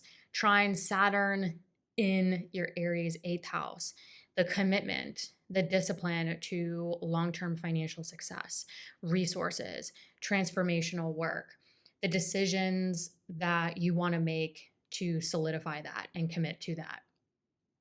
We're trying to sort of dissolve the obstacles. So whatever it is regarding transformational work or, long-term financial goals, this could be like a mental game where Jupiter can be really expanding your mind and your thoughts and even your visions of your life in order to support the rebuilding and commitment and longevity to that financial future or that transformational success. Jupiter rules your Pisces 7th house of partnership, personal and professional, as well as your 4th house of home, family, property, and real estate. So whatever it is regarding big decisions, transformational situations, long-term financial success, for many Virgo risings, this could have a heavy, heavy tone of property, real estate investments, maybe investing in your home, investing in the foundation of your life, your family. That could also play a part in, creating opportunity and flow to personal and professional partnerships as well. So just keep that in mind. And the dates for Saturn Jupiter trine is August 31st, 2026, April 3rd, 2027, July 11th, 2027. So again, listening to this in 2025, we have some time, but you can start to think about how Saturn's effects in 2025 and even early 2026 can really set the stage for the dissolution of obstacles or more flow to expanding your thoughts, expanding your vision in ways that maybe you haven't been able to sort of like expand your horizons mentally to build that financial future or transformational work, transformational decisions in order to make that vision a tangible reality. So I think this is a tone of sort of patience and perseverance, but I think when we're talking about, the 12th house of the subconscious and, the 8th house of transformation and long-term, finances, resources, how you merge with another personally or professionally, I think this can really be a transit of, consciously and strategically working towards expansion in these areas. Hello, Libra risings. Saturn will enter your Aries 7th house of personal and professional partnerships, including marriage, on May 24th, 2025 through September 1st, 2025. Then it will retrograde and re-enter your 7th house of partnership February 2026 through roughly April 2028. So in 2025, you get this few-month period of sort of tasting this, Saturnian influence in your 7th house of partnership. where Saturn in the 7th can be a time of commitment and dedication to personal and professional partnerships. If you're single and looking for partnership, this could be the transit that sort of solidifies that desire or that commitment to making that a reality. Because Saturn rules the 5th house of romance. So this could create opportunity to attract or generate partnership, again, personally or professionally, that can have a tone of dedication and commitment and longevity to it. Now, if you're already partnered up, Saturn going through the 7th could generate situations that require commitment to make a reality. Now, that's not always a bad thing. So I think Saturn going through the 7th can definitely have a bad reputation, especially down the Google hole. But what I've noticed from my personal experience, my clients' experiences, and just a lot of literature that I've read over the years is Saturn likes responsibility, it likes commitment, and Saturn rewards. So I think when it comes to personal and professional partnerships, it's sort of like if you're committed, there can be rewards there. If you're not committed and Saturn's in that area, things could just quickly dwindle and fall apart. So it can create this sort of environment of, I don't want to say it's like, it's not as extreme as Pluto where it's like you're either in or you're out. It's just requiring a level of dedication and commitment. And this could be good things. This could be, Saturn rules your 4th house of home, family, property, and real estate. So it could, if you're single, attract people in your life, personal, professional partnerships that have a tone of commitment and dedication to them that can really help create the change and building to your living situation. Real estate, property.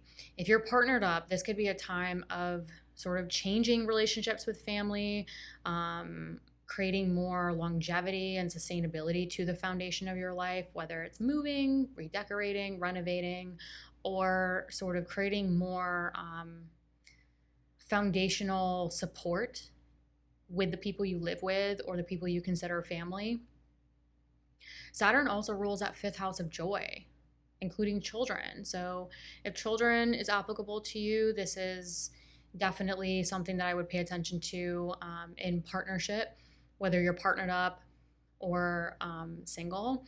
If children are involved in the picture, this could be a time of sort of opportunity for commitment and creating a future for a child or starting a family.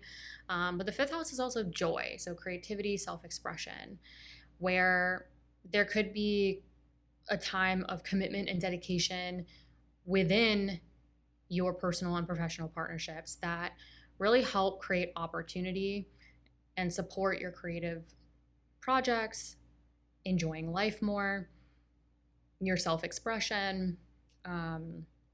So it's not all bad. So I just want to clear the air on that. I actually think that Saturn going through the 7th, there's always challenges with Saturn. Like, not always, but almost always, because it's the test of the commitment and the dedication to the thing that we want to create longevity around.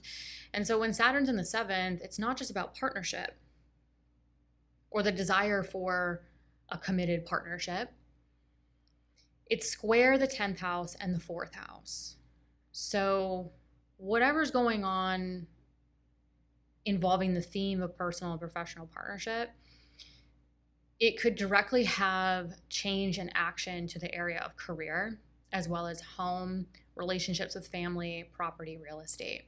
That could require you to really balance your needs versus the needs of others, because we're talking about Saturn in an angular house. So it can create a lot of movement in other areas or other major areas of life. Now, when Saturn enters that Aries 7th house, it will immediately apply to a conjunction or start to merge with Neptune. This kind of changes things a bit because Neptune's there to, as like, I kind of look at it like a checkpoint. It's sort of like as soon as Saturn enters this new territory, Neptune's there to meet it at the front door and say, what do you want to let go of? What do you want to refine regarding your relationships with family, home, living situation, property, real estate, that can support long-term partnership in your life, whether it's already there or whether it's something you desire. In addition to, what do you want to let go of or refine to really support integrating more joy, more creativity, more self-expression in your life and in your long-term partnerships, whether they're in your life or not. So Neptune's influence there is particularly interesting as well, because it's also going to potentially have an effect on letting go of things that no longer serve regarding, partnership, home, relationships with family, creative projects, joy, situations playing out with your children. That could have a direct effect as well on career, what brings you fulfillment, as well as, your living situation and relationships with family. That is also going to sort of require you to balance your needs versus the needs of others. So very, very interesting. And this conjunction is exact on February 20th, 2026. However, when we're talking about orbs, applying aspects, those kinds of things, a lot of you could feel this roughly from May 2025 through February 2026 when we have that exact conjunction. So just keep that in mind.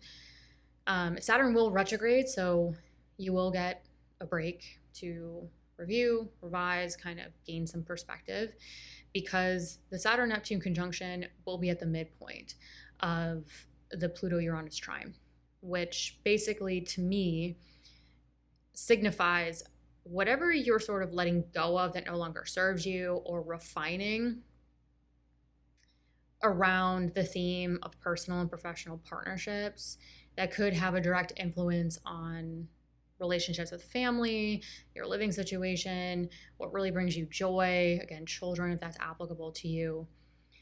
Whatever's playing out in that, or whatever decisions, like whatever you're refining or purifying, it could have a huge sort of innovative and like rapid acceleration of transformation to your growth and potential in life. And, also joy, relationships with children, creativity, self-expression.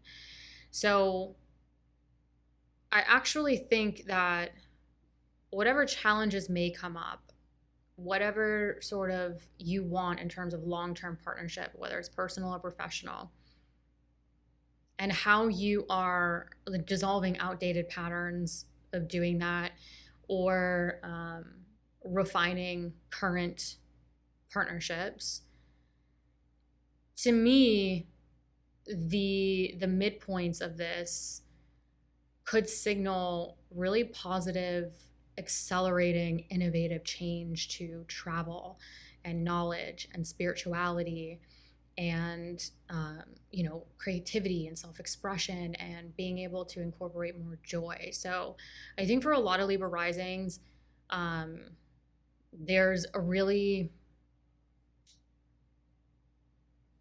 it's sort of like the pot of gold at the end of the rainbow. Like you're going, like you're chasing it, you're doing it, you're making these things happen.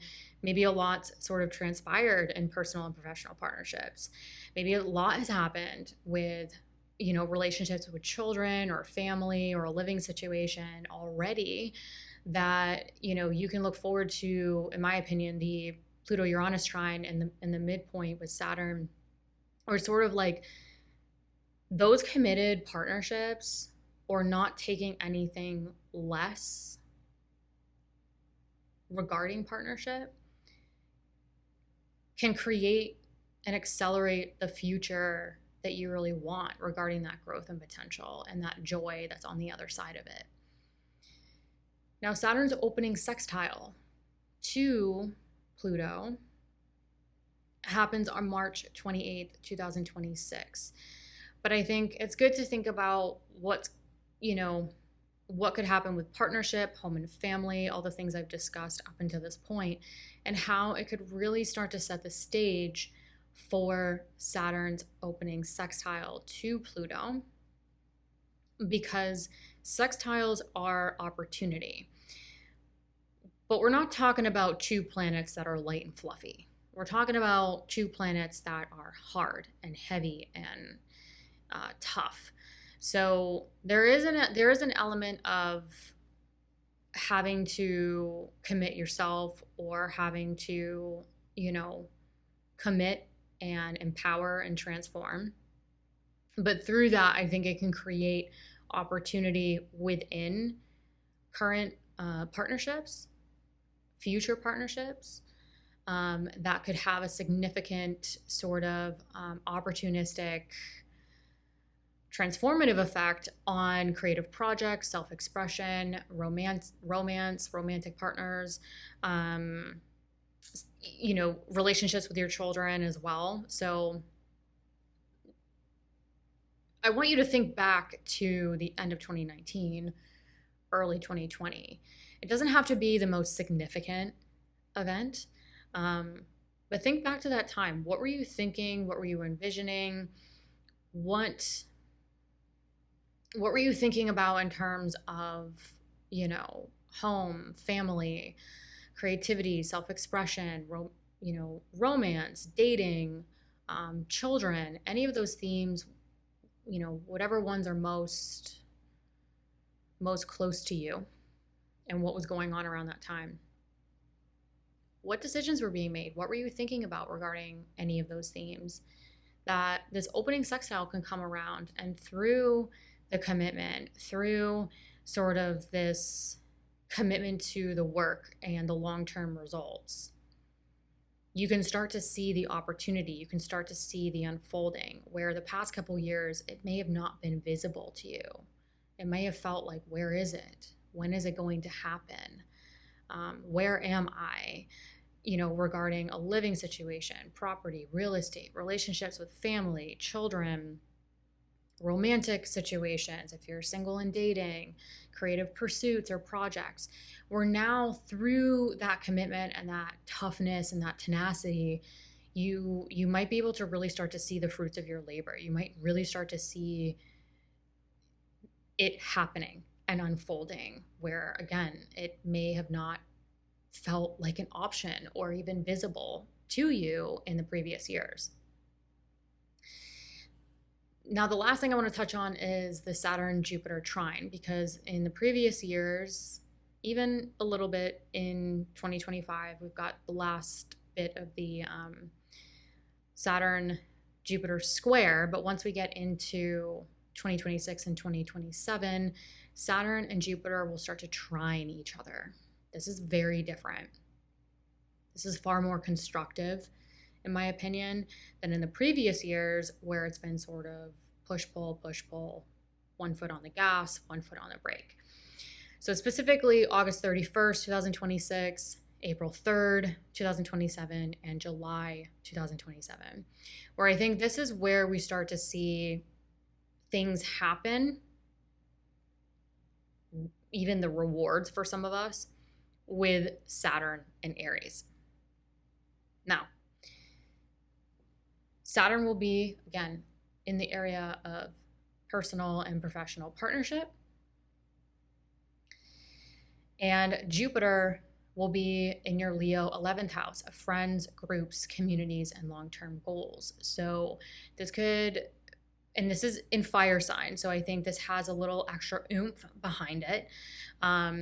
But I think once you get into the second half of 2026 and into 2027, you could start to see the dissolution of obstacles around, personal and professional partnerships, the commitment to them, and how that can, like, through that patience and perseverance, you might find yourselves sort of consciously and strategically working within those personal and professional partnerships and the commitment to them, or wanting to attract the people for that, attract the people for that type of commitment that can consequently dissolve those obstacles and create more flow to aligning yourselves to those long-term goals, those dreams, those aspirations, and surrounding yourselves with people that really align to those long-term goals and expansion in your life. Hello, Scorpio risings. Saturn enters your Aries 6th house of daily work, health, and routines on May 24th, 2025 through September 1st, 2025, where it will retrograde for a bit and then re-enter your Aries 6th house February 2026 through roughly April 2028. So in 2025, you get this couple, these few months of tasting what Saturn in the 6th could feel like for you. Now, Saturn through the 6th notoriously, generally speaking, it depends on your personal placements. But I think Saturn in the 6th is an invitation to really commit to your health, your wellness, your routines, and see how that can really set you up for success long term. When you have long-term health, you have wealth. You can do, like, when you have good routines and good health, you can do more in life. And so this could be that kind of journey for some of you. Now, more specifically, Saturn rules your 3rd house of communication, where you exchange information, extended family, siblings, really sort of like the things. It's like the 3rd house is like your backyard. It's like the things in your backyard, your familiar environment. Again, communication, technology, those kinds of things. So your daily environment could change. Your communication within your immediate environment could change to support your routines, your work, and your health. So some of you might be, taking action to change up your backyard, refine it, dissolve it, change it, whatever that backyard is to you. That helps you support your work in the direction you want to take it, support your health in the direction you want to take it. Now, Saturn also rules your 4th house of home, family, property, and real estate. So this could also have a heavy emphasis on, changes to home, changes and opportunities with family, real estate, property, that could have a restructuring or building effect on your health, your work, and your routines long term. When Saturn enters your Aries 6th house, it will start to join Neptune. So it's sort of like Saturn comes in and is immediately met by Neptune at that front door. And Neptune says, before you continue on this journey through this 6th house of health, work, and routine, Neptune says, what do you want to dissolve? What do you want to purify? What do you want to refine in this area? Now, because Saturn rules your 4th house of home, family, communication, immediate environment, some of you could be changing where you live, changing relationships with family, changing the way you communicate to step into a new chapter with your work, health, and routines. Some of you may not be completely changing or dissolving. Some of you might be refining relationships with family, refining your living situation, real estate, property, immediate environment, how you communicate to support your health and your work in the near future. So Neptune, in my opinion, meeting Saturn before Saturn, continues on through your sixth house is, I think, an opportunistic time to let go of things that really no longer serve you and no longer serve, they don't serve your health, they don't serve your routine, they don't serve your work, or sort of refine things to create a better environment, a better living situation, even for some of you, that really can support your health, your vitality, your routines, and your work. The exact conjunction of Saturn Neptune will be February 20th, 2026. But with the orbs, some of you might feel this, with varying degrees of intensity from May 2025 through February 2026, when that exact conjunction takes place. Whatever you're releasing, dissolving, refining around your immediate environment, communication, relationships with family, even property or real estate for some of you, to fully support and step into longevity and sustainability around your vitality, your work, your routines, could rapidly accelerate and transform your resources, your long-term financial goals, as well as your home, your family, and your property, your real estate, where you live.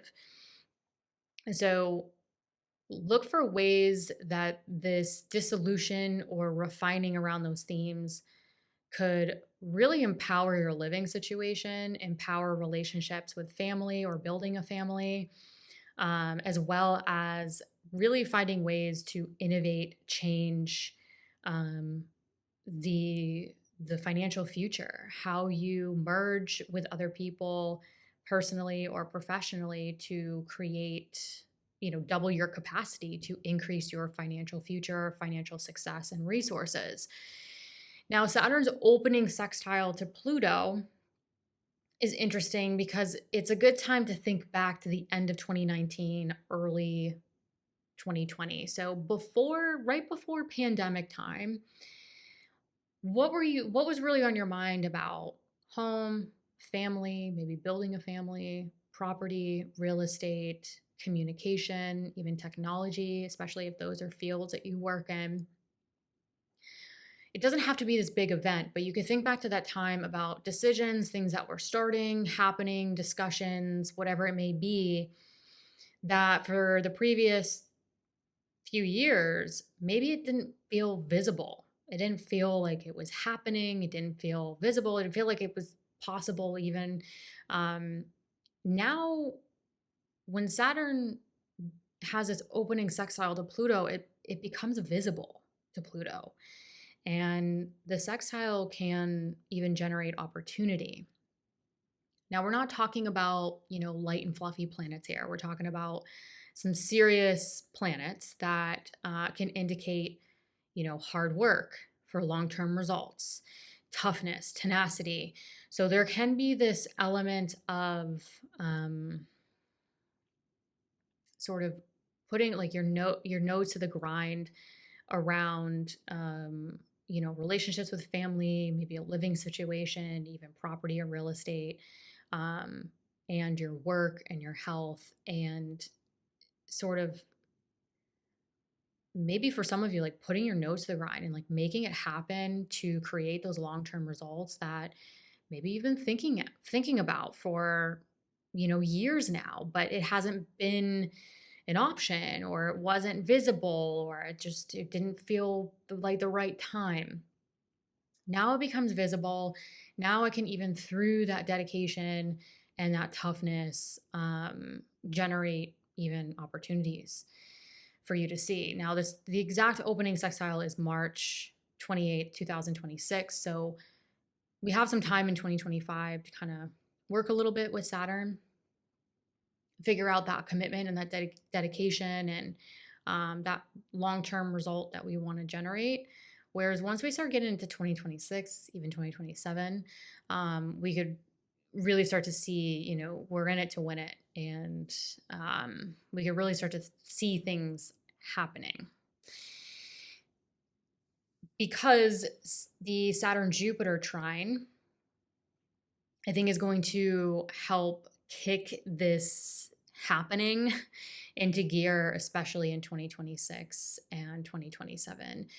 Because in previous years, we've had the Saturn-Jupiter trine. So in 2025, we kind of have the last bits of Saturn-Jupiter squares. Now, when we get into 2026 and 2027, they're going to trine each other, which is far more pleasant, in my opinion, than the square, because we have one planet that wants to go and one planet that wants to slow down and think about it. In a square configuration for some time now, that, it's created some tension. Whereas when we get into 2026, specifically August 31st, 2026, April 3rd, 2027, and July 11th, 2027, Saturn building that commitment to, your work, your health, your routines, will trine Jupiter in your Leo 10th house of career, public recognition, and ultimately, what brings you fulfillment if career is not a thing. So this, to me, is I think this could be a really interesting time for Scorpio risings, because it's sort of like whatever's going on in 2025, where, you're committed to building the future that you want, whether it's a living situation, relationships with family, your health, your work, your routines. You step into late 2026 and 2027, and things, in my opinion, with this have the potential to really take off. Again, it depends on your natal chart, but Saturn is building that commitment and that dedication to your work, your health, and routines that ultimately, set you up for success long term, that can dissolve the obstacles to the career, the business, the public recognition, what brings you fulfillment, and being able to expand those areas. Also, keep in mind, when Jupiter is in your Leo 10th, it will also trine your Sagittarius second house of earned income, and Jupiter rules your Sagittarius second house of earned income. So I think through the patience and perseverance that Saturn can create in the sixth house of work, health, and routines, I think once you step into late 2026, 2027, there could be a shift of energy where you can really consciously and strategically work towards expanding your career, your finances, and your self-worth through that unshakable foundation around your vitality, your health, and your routines. Hello, Sagittarius risings. Saturn will enter your Aries fifth house of creativity, self-expression, children, if applicable to you, really those things that bring you joy. Now, Saturn will enter your Aries fifth house May 24th through September 1st, 2025. So you'll get this few month period to kind of have a tasting of what this could mean for you over the next couple years. Now, it will retrograde and re-enter your Aries fifth house February 2026 through roughly April 2028. So we've got some time to kind of feel for it, get a little break, and then, reevaluate and approach it again. But Saturn going through the fifth can, it's important to remember that, Saturn going through the fifth can, it could mean a home and family situation for some of you if you're IC. That IC angle is in your Aries fifth house, where it would involve maybe more home, family, property, real estate themes, as well as children, if applicable to you. But Saturn going to the fifth, generally speaking, can be a time where you create more commitment to your creative projects or your self-expression. It's important to note that Saturn gets a bad reputation, but when it's going through the fifth house, it actually trines your first house of self. So whatever you're committing to and creating longevity around, for some around home, family, children, for others, or also could involve creative projects, self-expression, it could have this natural flow and positive effect to how you show up in the world, your physical body, your appearance, your identity, as well as your growth and potential in life. So it's not all doom and gloom. When Saturn enters your Aries fifth house, it's going to be met by Neptune. So it's going to start to immediately form a conjunction or merge with Neptune. So it's sort of like Saturn enters and Neptune's waiting at the front door and basically saying, what do you want to let go of that doesn't really serve you anymore? Specifically around finances, your self-worth, communication, anything in your immediate environment that just doesn't, it's not going to support you. It's not going to support your creativity, stepping into more joy, situations with children, home and family for some. So this could be an opportunistic time to say, what do I want to let go of that's not going to support that longevity and commitment to those fifth house themes? But it also could create an air of refinement. So some of you might be refining your finances, your self-worth, your communication, technology, media, if those are things that you work in as well. How, that could have a positive flow or influence to how you show up in the world, right? When we get our finances right, we get clear and we refine our self-worth, how we want to communicate with the world, whether that's through media or just in your immediate environment. It can have a positive effect on your physical body, your appearance, how you show up in the world.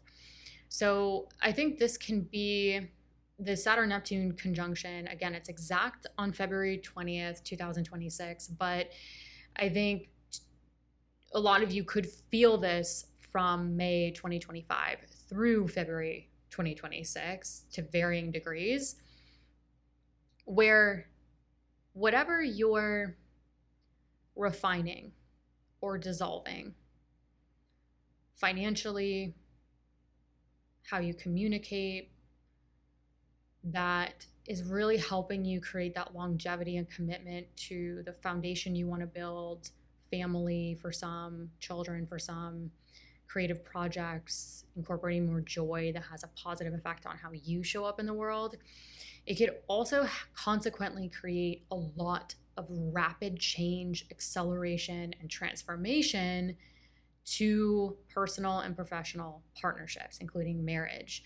So look out for ways where in some weird way, sort of getting clear and constructive on finances, your self-worth, your communication, focusing on creativity, home, family, children for some, really sort of asking yourselves, like, what's going to help me step more into my joy and how I want to really shine and show up in the world, and how that somehow can just have this really innovative effect on personal and professional partnerships in your life. Maybe it's through synchronicity, maybe it's just through, changing the way, when we change the way we operate, we can attract different types of people. So look for ways like your current partnerships or future partnerships could really become innovative in ways that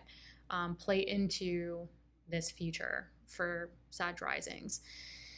Now, Saturn's opening sextile to Pluto will happen on March 28, 2026. So we have most of 2025 to get clear on the Saturn story before Saturn creates that opening sextile configuration to Pluto, where I think the opportunity or being able to like visibly see some unfolding take place that for years many of us haven't been able to see. It hasn't been visible to us. Now for you, Sag rising, this could have included, finances, self-worth, communication, media, technology, immediate environment, relationships with siblings, even, where now maybe becomes visible, or you start to see that thing that maybe was planted back at the end of 2019 or early 2020 that generated something, whether it was a thought, a discussion, an idea, where, Saturn, Pluto, it's heavy. These aren't light and fluffy planets. These are heavy, serious, tenacious, tough planets that, in my opinion, in this sextile configuration could generate that toughness, that nose to the grind to generate those long-term results that you're looking for, that maybe you were thinking about in late 2019, early 2020, before the pandemic, that now you can start to like push forward, or maybe you're starting to see the fruits of your labor with that. And I mean, Saturn rules your second house of earned income and your third house of communication, siblings, extended family, immediate environment. So some of you might quite literally see opportunities for money, opportunities to step into like your innate gifts, talents, communication, technology, opportunities with siblings or extended family even, that may require commitment and, hard work. But this is finally Saturn finally becomes visible to Pluto here, where it hasn't been for years. So I think this could definitely start to generate results that we're sort of setting the stage with in 2025. And for you, it could be finances, self-worth, communication, media, if those are things that you work in, as well as, working with any financial things that you're doing with siblings or extended family. For some of you, that could be playing into that. Now, lastly, when we get into the second half of 2026 and 2027, Saturn and Jupiter will finally be in a trine configuration. So 2025, we're kind of wrapping up the Jupiter-Saturn squares, where we have 1 foot on the gas and 1 foot on the brake. And it's in a square configuration, which is like, we need action, we need change, but one wants to go, one wants to stay, and it can be, quite tense here. Once we get into specifically August 31st, 2026, April 3rd, 2027, July 11, 2027, these two planets will finally be in a trine configuration where things can flow. But in my opinion, this will create more constructive flow instead of tense situations. So, Saturn will be in that Aries 5th house. So maybe it's children, home, family. If it's not that, it could be creative projects, self-expression, sort of really finding ways to, commit yourself to integrating that joy in your life, whatever that is. And the trine to Jupiter in your Leo 9th house of growth and potential, right? So this could be higher knowledge, travel, spirituality, publishing, teaching. So this trine configuration, I think, like through the commitment to, again, for some, home, family, children, or creativity, self-expression, joy, it could create flow and sort of dissolve obstacles to expanding your growth and potential in life, expanding maybe more travel, more knowledge, more spirituality, publishing, teaching, if those are specific things in your life.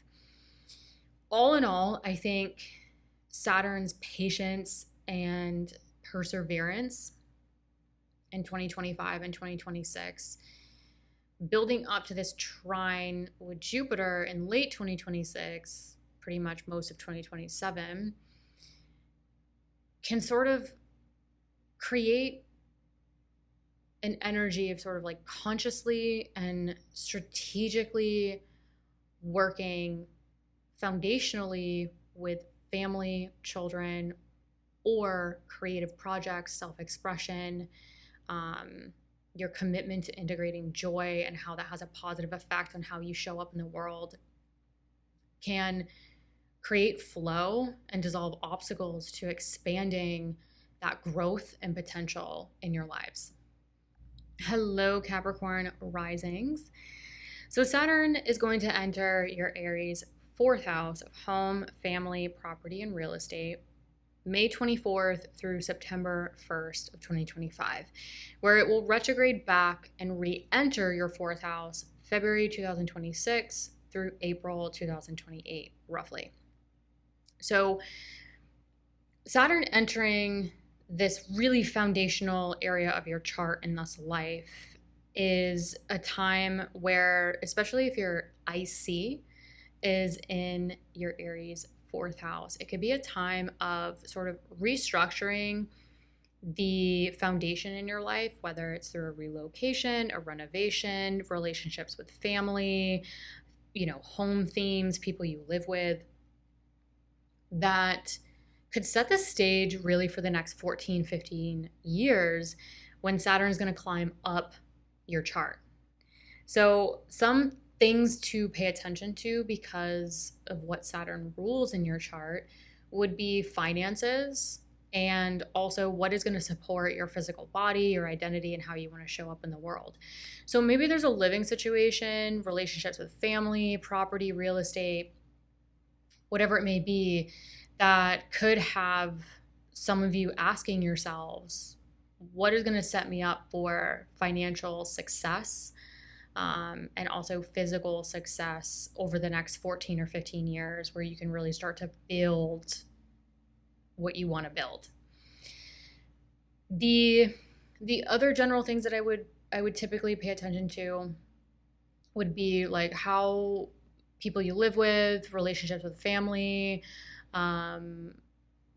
property, real estate, renovations, any of those types of themes, and how really generating a level of commitment or thinking long term about them can create the change that you want for yourself, how you want to show up in the world. Like what living situation or relationships with family is going to support the best version of you, like how you really want to show up in the world, as well as your financial future and your self-worth. Now, when Saturn enters your Aries 4th house of home, family, property, and real estate, it's going to start to form a conjunction with Neptune or merge with Neptune. So it's basically Saturn enters Aries and Neptune is waiting at the front door saying, what do you want to let go of? What do you want to dissolve? And what do you want to keep but refine before Saturn continues through the rest of your 4th house? So I think in some ways this can be good because it's not just Saturn entering an area and just plowing through. Neptune's there to be like, what do you want to let go of that's no longer serving you financially, no longer serving your self-worth, your identity, your physical body, how you want to show up in the world? That could be playing into home, family, property, real estate themes.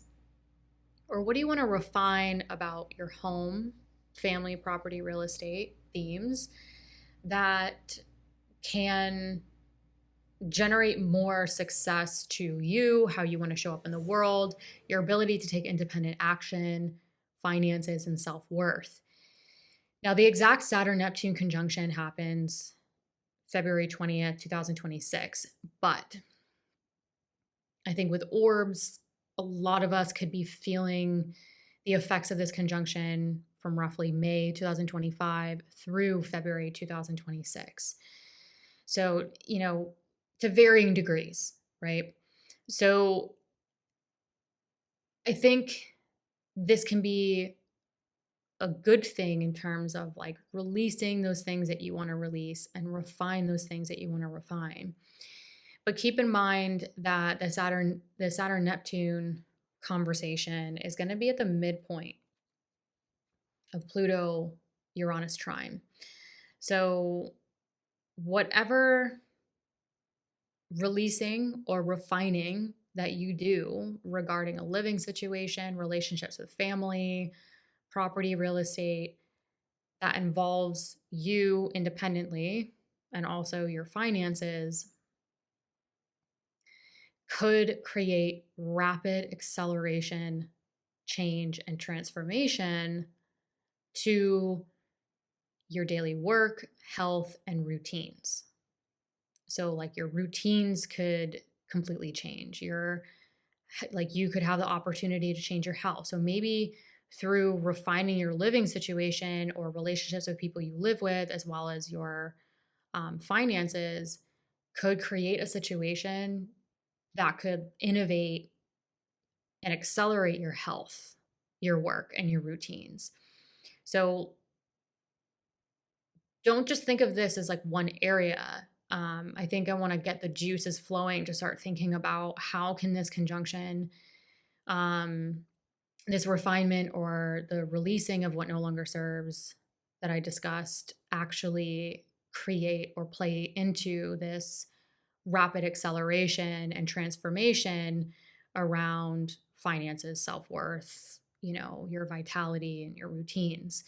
So very, very interesting. Now, this could be felt through most of the rest of 2025 into the beginning of 2026, where I think it's really prepping us for Saturn's opening sextile to Pluto in Aquarius. This is sort of the potential opportunity. I mean, Saturn Pluto is tenacity. It is tough. It is hard work for long-term results. These are pretty heavy, serious planets, but Saturn is your ruling planet. It rules your physical body, the self, how you show up in the world, as well as your finances. So I actually think that this opening sextile can be a more visible time of seeing the fruits of your labor, or seeing where that thing you were talking about or that decision you made the end of 2019, early 2020 before the pandemic, you can maybe see it come back around, or you can see it start to transpire and unfold through that commitment to that hard work for that result. So this opening sextile happens March 28th, 2026. So again, we have some time to work with this through 2025 into early 2026, where I think Saturn creating the constructive change and building to what you want to begin, that you want to build over the next 14 or 15 years, through that commitment, that tenacity, can generate the potential opportunity financially, even, transform and empower your self-worth as well. So look out for those themes to kind of show up, or what you're really working on in 2025 can start to really generate the opportunities in 2026 that you haven't felt visible or like fully visible to you since the end of 2019, early 2020. Now, as we sort of finish that up, we start to move into the Saturn-Jupiter trine. Now, this is on August 31st, 2026, April 3rd, 2027, and July 11th, 2027. So this is where I think we start to get the fruits of our labor. We start to really step into even the rewards as we get into 2027 with Saturn here. So again, Saturn, your ruling planet, also ruling your finances, in that fourth house of home, family, property, and real estate. Maybe generating commitment, responsibility to those themes, but also maybe you're laying a new foundation down that you want to build on over the next 14 or 15 years that creates a successful financial future. Where once we get to the second half of 2026 and into 2027, the trine to Jupiter in Leo, where Jupiter is expanding the 8th house of transformation, long-term financial success, long-term financial goals, how we merge to create mutual empowerment and double our capacity through personal and professional partnerships, and expanding our resources. So, excuse me, Saturn's patience and perseverance to building that foundation, whatever it may be, that can build over the next 14 or 15 years to create financial success, self-worth, and also support you physically, like support your own individual needs. This trine, I think, has the ability to consequently sort of consciously and strategically work towards expanding long-term financial success, transformation, mutual empowerment and personal and professional partnerships, where a lot of Capricorn risings, as you're moving into, 2027 and beyond, you can really start to see where that commitment and that restructuring and that foundation that, yes, can continue to build over the next 14 or 15 years. Eventually, when Saturn goes conjuncture midheaven, for now, some of you might start to see that expansion to your long-term financial goals and even investments and resources that could involve personal or professional partnerships, where you can really start to see how doubling your capacity can create exponential long-term wealth and empowerment down the road. Hello, Aquarius risings. Saturn is going to enter your Aries 3rd house from May 24th through September 1st in 2025, where it will retrograde back into your Pisces 2nd and then re-enter your Aries 3rd house roughly February 2026 through April 2028. So we're getting this little taste tester in 2025 involving, Saturn's influence on us. Now, for you, Aquarius rising, this can add a level of importance because Saturn is your ruling planet. It rules your physical body, yourself. So, Saturn entering Aries is interesting because when we're talking about aversion in whole sign house system, which is what I'm using, when Saturn enters Aries, it becomes visible to you again. It enters a visible house to the first. And with Saturn ruling the first house of the self, I think this can be, every planet has its challenges, but I think this can be constructive for a lot of Aries risings, where maybe things have felt internal or maybe working with the more hidden parts, and now things can become more visible to the self, but also the subconscious mind. So Saturn rules the first house of self. It also rules that Capricorn 12th house of the subconscious, the more hidden bits, the life vision, the solitude, the limiting beliefs, the, inner workings, the mental thought patterns.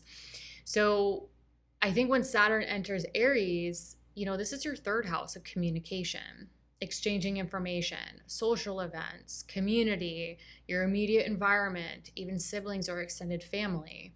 So I think this could actually generate constructive ways for you to communicate, either personally or even professionally, in my opinion, the deeper inner workings of the mind, what's going on mentally, what are those visions, your individual needs for your body, how you want to show up in the world. And so Saturn going through the third can really help, I think, commit and construct the immediate environment that you need, and also create a lot of opportunity for constructive communication, either personally or professionally, that can create opportunity for you, for yourself out in the world. Now, when Saturn enters your third house, it's going to immediately form or be applying to a conjunction with Neptune. So it's sort of like, this isn't just Saturn entering a new territory and then moving through or plowing through. It's sort of Neptune waiting for Saturn at the front door. And Neptune is basically saying, what do you want to release? What do you want to dissolve? Mentally, that you don't think serves you anymore? Or what do you want to dissolve that doesn't support you anymore? Maybe it did at one point, but now you want to let that go so that you can step into a newer version of yourself. Either way, I think Neptune is basically saying, what do you want to release, dissolve, let go of? Or what do you want to keep but refine? So maybe this involves some time or a season of refining who you are, how you want to show up in the world, and sort of how you want to make those mental thoughts or ideas or visions about yourself into a tangible reality, where eventually I think Saturn's going to help you rebuild that, restructure that, and communicate that in your immediate environment to make that a reality. The Saturn-Neptune conjunction is exact on February 20th, 2026, but in all honesty, to varying degrees, I think collectively we could feel this from roughly May 2025 through February 2026 when we're dealing with the orbs. So again, varying degrees, but that's something to keep in mind the rest of 2025. Now this conjunction, the Saturn-Neptune conjunction, will be at the midpoint of Pluto-Uranus. So whatever you're releasing that's no longer serving you mentally, physically, or refining mentally, vision, how you want to show up in the world, it could create consequences to innovating and transforming your creativity, your self-expression. And for some of you, it could also have a tone of innovating and changing home, family, property, real estate, even children, if that's applicable to you. So this does have, I think, the potential to, like, whatever you're refining or releasing to communicate in more constructive ways, it could not only play into transforming and empowering sort of the version that you want to step into, but it could also create or start generating that innovation to your creativity, your self-expression, your joy, as well as any necessary changes to home, family, property, real estate, children, if applicable to you. Now, again, that exact conjunction leads us into February of 2026. That, I think, really sets the stage for the opening sextile on March 28th, 2026. So Saturn's going to continue, and then the things in 2025 and early 2026 seem to be setting the stage for Saturn's opening sextile to Pluto in Aquarius. So sextiles are opportunity. Saturn does rule your mental thought patterns, visions, your physical body, ability to take independent action, how you want to show up in the world. So really like mind and physical body. But Saturn's opening sextile, it creates, in my opinion, this visibility to you where the ruling planet that's finally becoming visible to you and also rules you is in this sextile configuration of maybe generating opportunity, where you can maybe see opportunity, or you can start to see things unfolding where the previous years maybe it's felt invisible, maybe it's felt like it's not happened, or it hasn't happened, or it's really tested, you know, your commitment to it. So, you know, think back to, some of you could think back to maybe the end of 2019, early 2020.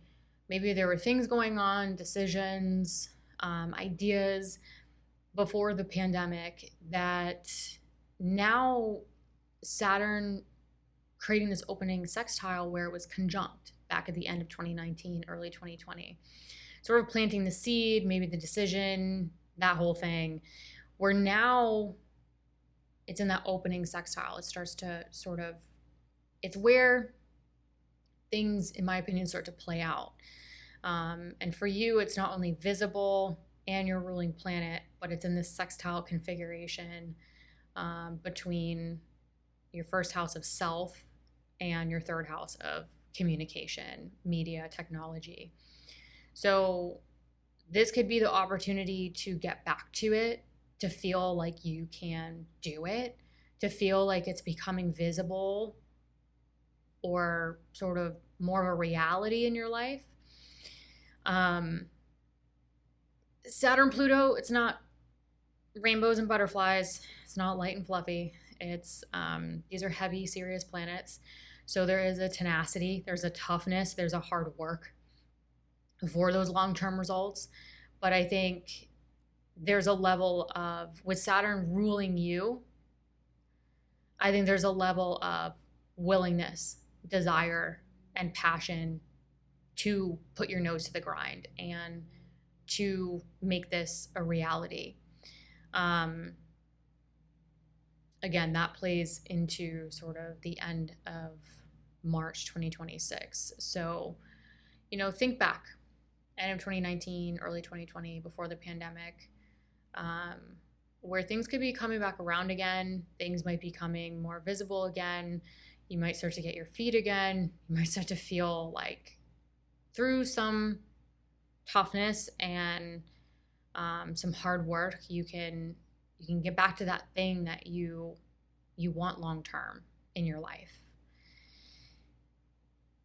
Now, the last thing that I think this leads us into is the second half of 2026. Specifically August 31st, 2026, April 3rd, 2027, and July 11th, 2027.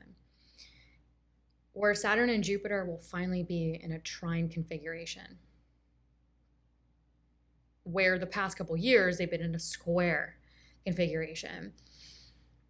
Squares aren't always bad, but the square with Jupiter and Saturn that we've been in, we have the last bits in 2025. You know, you have the planet of expansion and then the planet of restriction and discipline.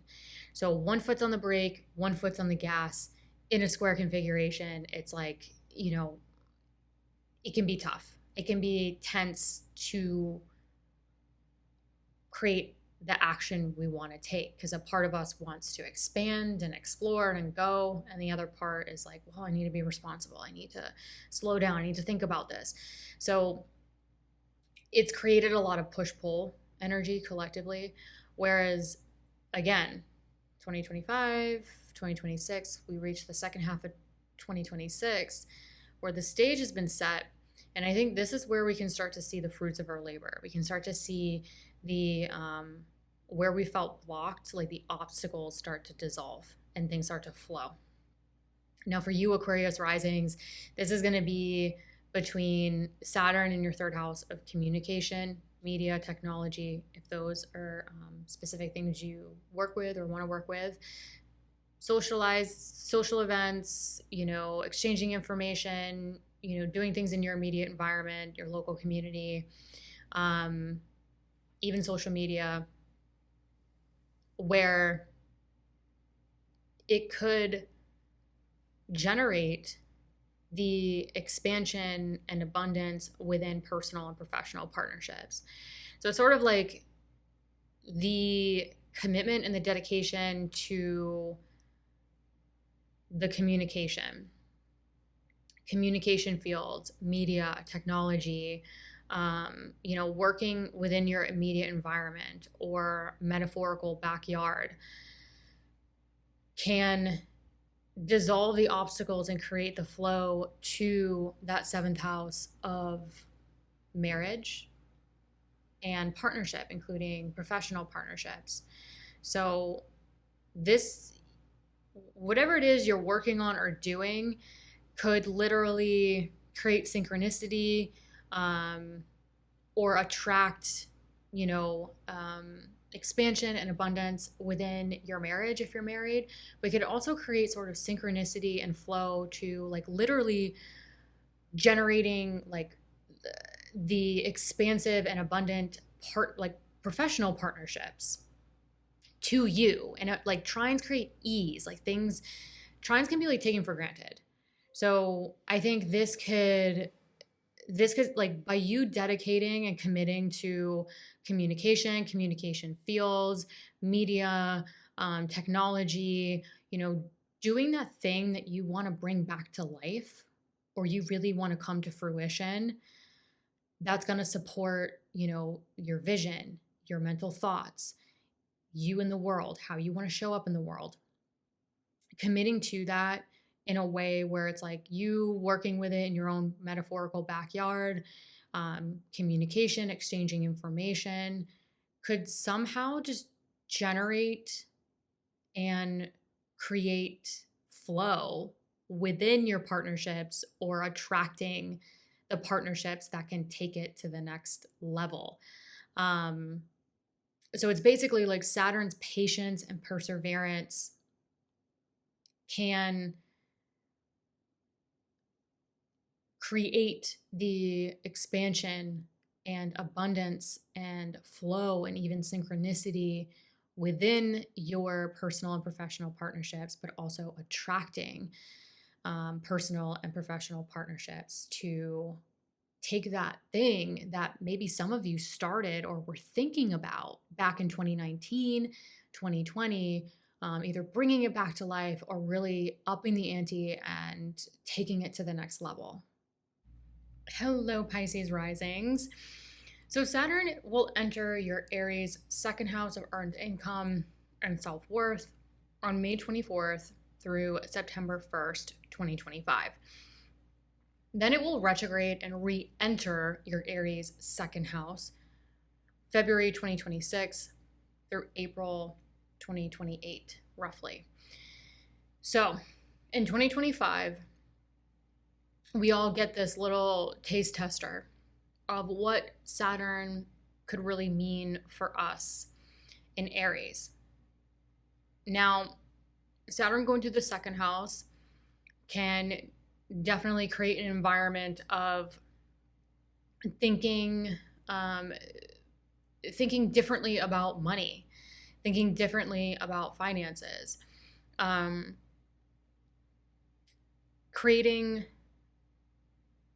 longevity and sustainability around finances and or self-worth.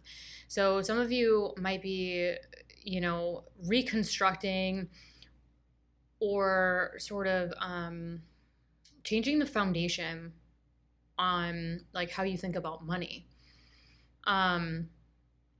What's interesting is that Saturn rules your 11th house of social network and long-term goals. So friends, groups, communities, long-term goals, dreams, aspirations, as well as your 12th house of the subconscious, those hidden visions, dreams.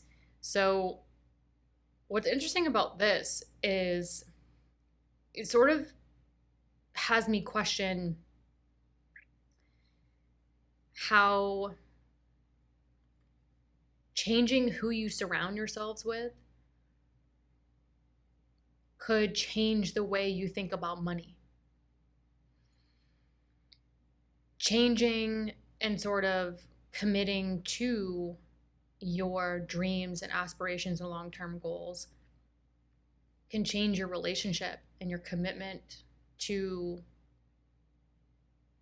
money, to finances. So I think like some of you, this might be like a time of committing to the vision you have for yourselves, committing to that dream, that aspiration, and where you need to structure the financial area or the self-worth area. So this is an interesting one, especially because when Saturn enters your Aries, second house of earned income and self-worth, it's going to start to immediately apply to a conjunction with Neptune. So this isn't just a typical like Saturn entering a new territory and just plowing through. This is Neptune meeting Saturn at the front door of this house and saying, before you continue on, what do you want to release? What do you want to dissolve that maybe served you before but is no longer serving you now? What's no longer serving you mentally? What may be limiting you or sabotaging you mentally?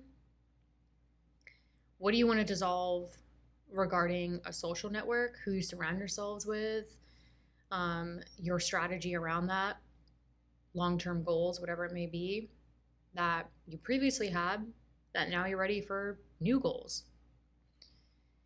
Or Neptune might say, before you move on, what do you want to refine mentally?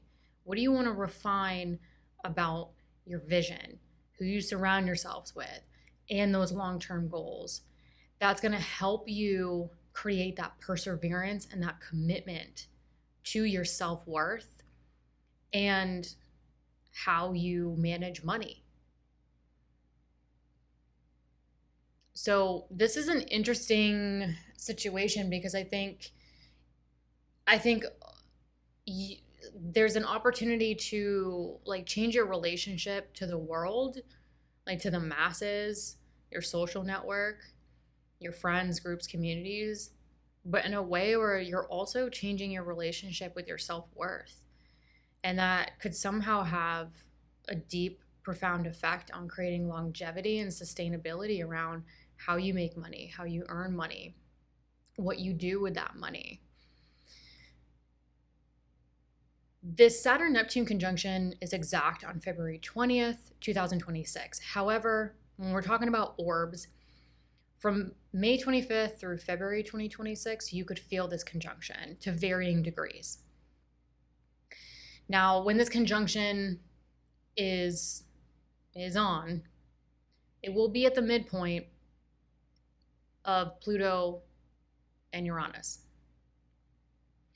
So whatever you're refining or purifying around your social network, your long-term goals, mental thoughts, visions, that could have a profound, even opportunistic change and effect on your finances and self-worth. It could consequently create rapid change and acceleration to your living environment, relationships with people you live with, family, property, real estate. So whatever's going on, I think this could create the change and innovation to the people you consider family, the people you live with, the innovations to where you want to live or where you live currently, or relationships with people you live with that are going to help create that transformation in your life. So this is not just it's not just happening in a financial home. If you zoom out and you look at sort of the midpoints and the rulership,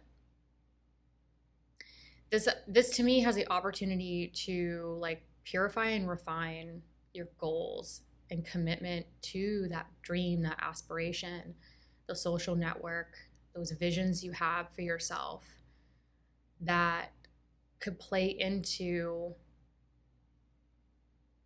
anchoring yourself and committing to your financial future, your self-worth, that consequently could create the necessary change and innovation to a living situation, relationships with family, property, real estate. So really, really interesting stuff for Pisces rising. And really, I mean, the Saturn-Neptune conjunction is exact on February 20th, 2026. And I think that that really sets the stage for Saturn's opening sextile to Pluto. So if you think back to the conjunction of Saturn and Pluto, I think around the end of 2019, early 2020, we had a time where some of you might have been thinking of something or wanting to start something or do something, before the pandemic, that now with Saturn's opening sextile, now there's an opportunity to maybe bring it back to life or create the opportunity or generate the tenacity, the toughness, the ability to sort of put the nose to the grind and make that long-term thing happen. Now, Saturn's opening sextile is going to be between your 12th house of the subconscious and the second house of earned income and self-worth. So maybe it could have been something, it doesn't have to be significant, but something was sort of playing out end of 2019, early 2020, that now could be providing an opportunity between sort of your mental thoughts, your visions, where maybe some of you are witnessing like where you've limited yourself and how that's played a part in your commitment to your goals or your relationship with your social network. And now it's visible, like you can see it. The Saturn's finally visible to Pluto, where for the previous years it hasn't been. So yes, Saturn's in the second, but it's now becoming visible to Pluto. So what's going on mentally, that has a direct effect on your finances and your self-worth, and how that can be an opportunistic time through the dedication and the hard work to commit to generating those long-term goals, your dreams, your aspirations, who you want to surround yourself with. Now that opening sextile will happen March 28th, 2026. So again, 2025, early 2026, it's like setting the stage. Then that opening sextile, yes, it is tough and hard work. We're talking about Saturn and Pluto, some heavy planets, but it's sort of this opportunity to generate long-term results. And for you, it could involve finances, vision, dreams, aspirations, social network, themes tied into it. And ultimately, that sets the stage for later in 2026 and 2027, specifically August 31st, 2026, April 3rd, 2027, and July 11th, 2027, where we have the Saturn-Jupiter trine. Now, in previous years, including 2025, we will have these Jupiter-Saturn squares. And this hasn't been fun. This has, for Pisces risings, Jupiter is your ruling planet. And for the previous years, including 2025, it's been in periodic squares with Saturn. So it's sort of like one foot's on the gas and one foot's on the brake. Now, Jupiter rules you, your physical body, ability to take independent action.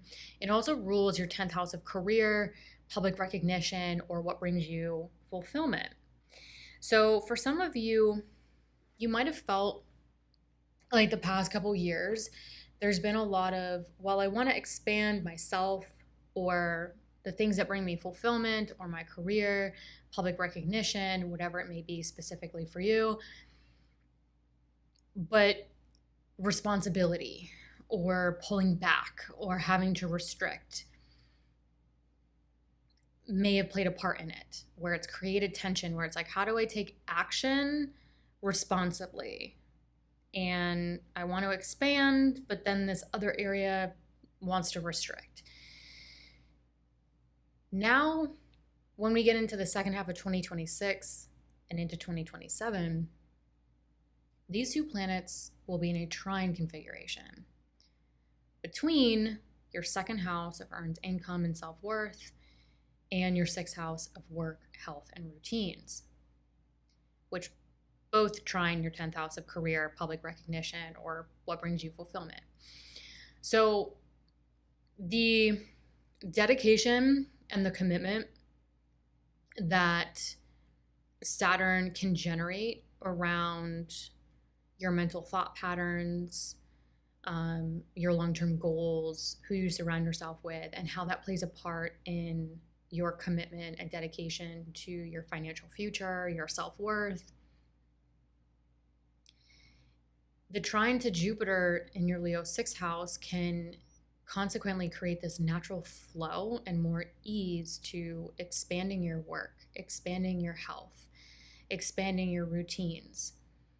That Jupiter rules your 10th house of career and public recognition.